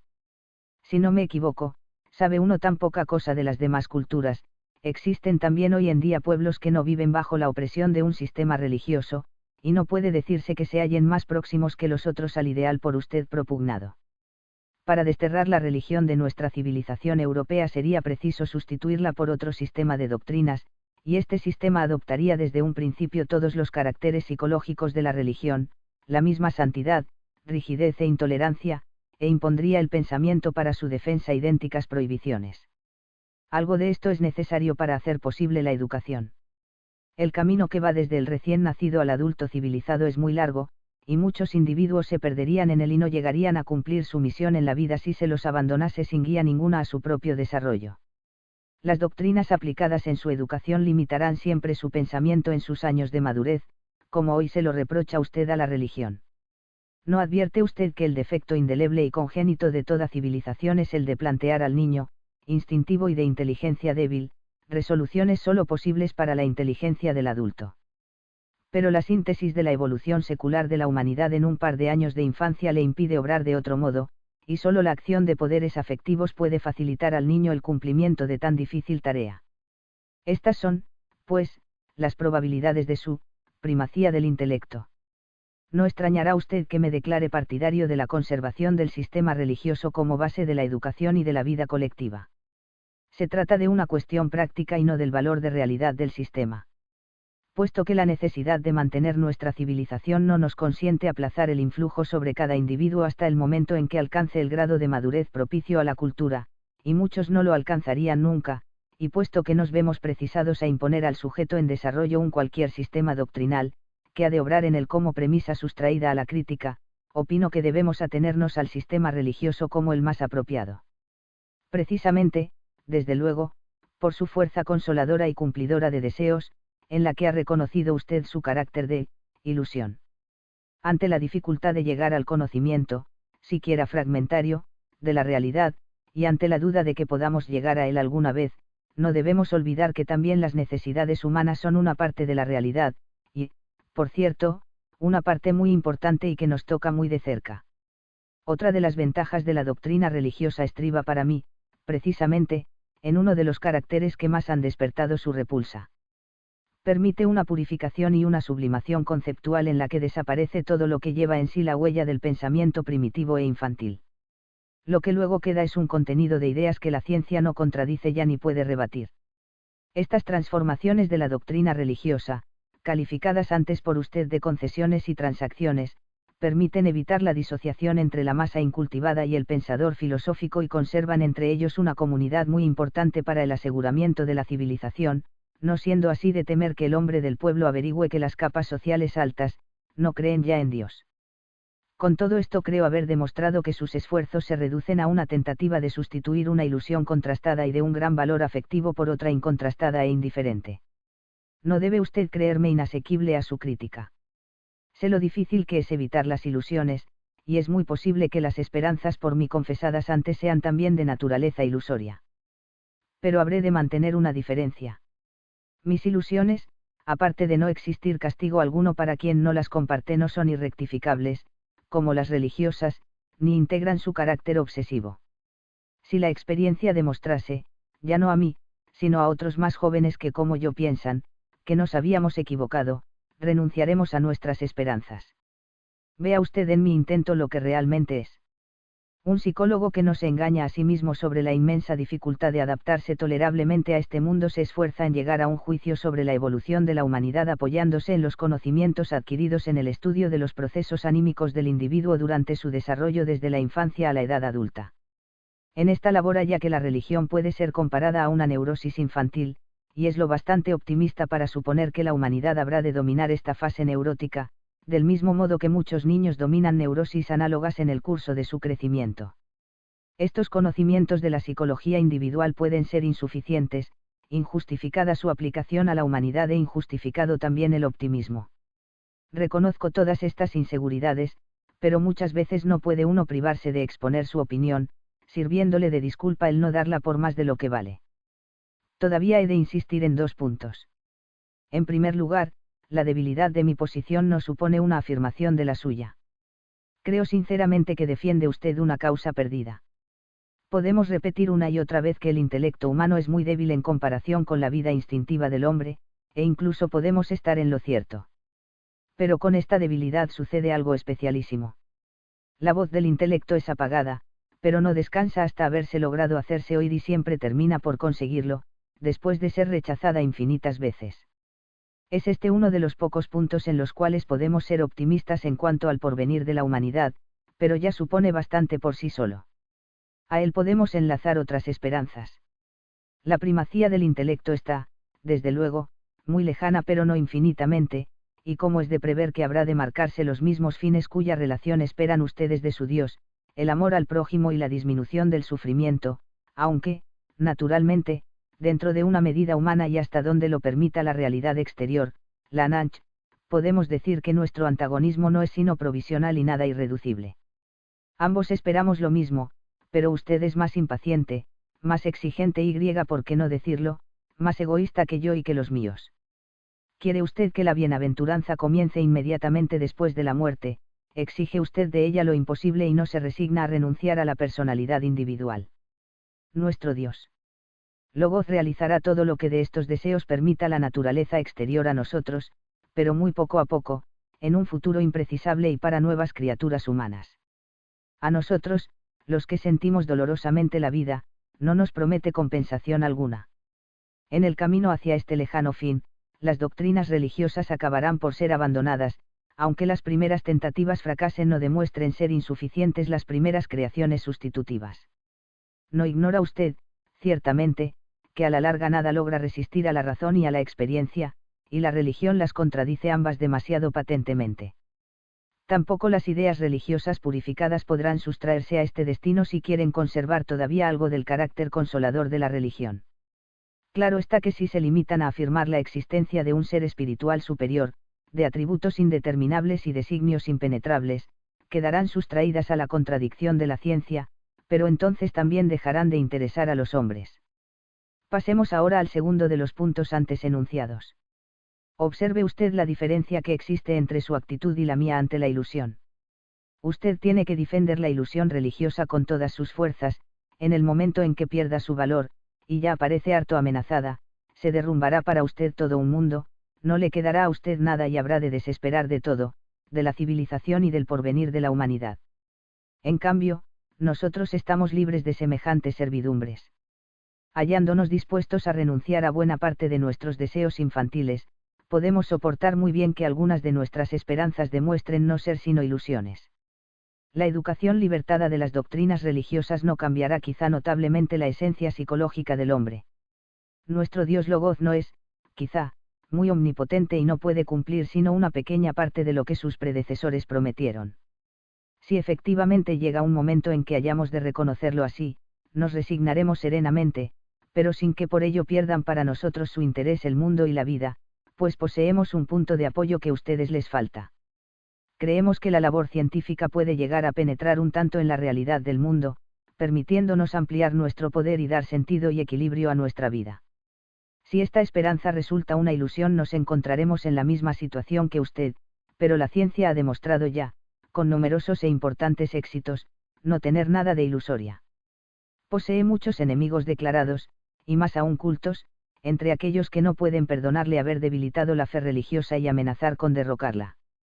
Se le reprocha habernos enseñado muy poco y dejar incomparablemente mucho más en la oscuridad. Pero al obrar así, se olvida su juventud, se olvida cuán difíciles han sido sus comienzos y el escaso tiempo transcurrido desde el momento en que el intelecto humano llegó a estar capacitado para la labor científica. ¿Acaso no pecamos todos basando nuestros juicios en periodos demasiado cortos? Deberíamos tomar ejemplos de los geólogos. Se reprocha a la ciencia su inseguridad, alegando que lo que hoy proclama como ley es rechazado como error por la generación siguiente y sustituido por una nueva ley, de tan corta vida como la primera. Pero semejante acusación es injusta, y en parte, falsa. Las mudanzas de las opiniones científicas son evolución y progreso, nunca contradicción. Una ley que al principio se creyó generalmente válida demuestra luego ser un caso especial de una normatividad más amplia o queda restringida por otra ley posteriormente descubierta, una grosera aproximación a la verdad queda sustituida por un ajuste más acabado a la misma, susceptible a su vez de mayor perfeccionamiento. En diversos sectores no se ha superado aún cierta fase de la investigación, que se limita a ir planteando hipótesis que luego han de rechazarse por insuficientes. Otros integran ya, en cambio, un nódulo firme y casi inmutable de conocimiento. Por último, se ha intentado negar radicalmente todo valor a la labor científica, alegando que por su íntimo enlace con las condiciones de nuestra propia organización solo puede suministrarnos resultados subjetivos, mientras que la verdadera naturaleza de las cosas es exterior a nosotros y nos resulta inasequible. Pero semejante afirmación prescinde de algunos factores decisivos para la concepción de la labor científica. No tiene en cuenta que nuestra organización, o sea, nuestro aparato anímico, se ha desarrollado precisamente en su esfuerzo por descubrir el mundo exterior, debiendo haber adquirido así su estructura una cierta educación a tal fin. Se olvida que nuestro aparato anímico es por sí mismo un elemento de aquel mundo exterior que de investigar se trata y se presta muy bien a tal investigación, que la labor de la ciencia queda plenamente circunscrita si la limitamos a mostrarnos cómo se nos debe aparecer el mundo a consecuencia de la peculiaridad de nuestra organización, que los resultados finales de la ciencia, precisamente por la forma en que son obtenidos, no se hayan condicionado solamente por nuestra organización, sino también por aquello que sobre tal organización ha actuado, y, por último, que el problema de una composición del mundo sin atención a nuestro aparato anímico perceptor es una abstracción vacía sin interés práctico ninguno. No, nuestra ciencia no es una ilusión.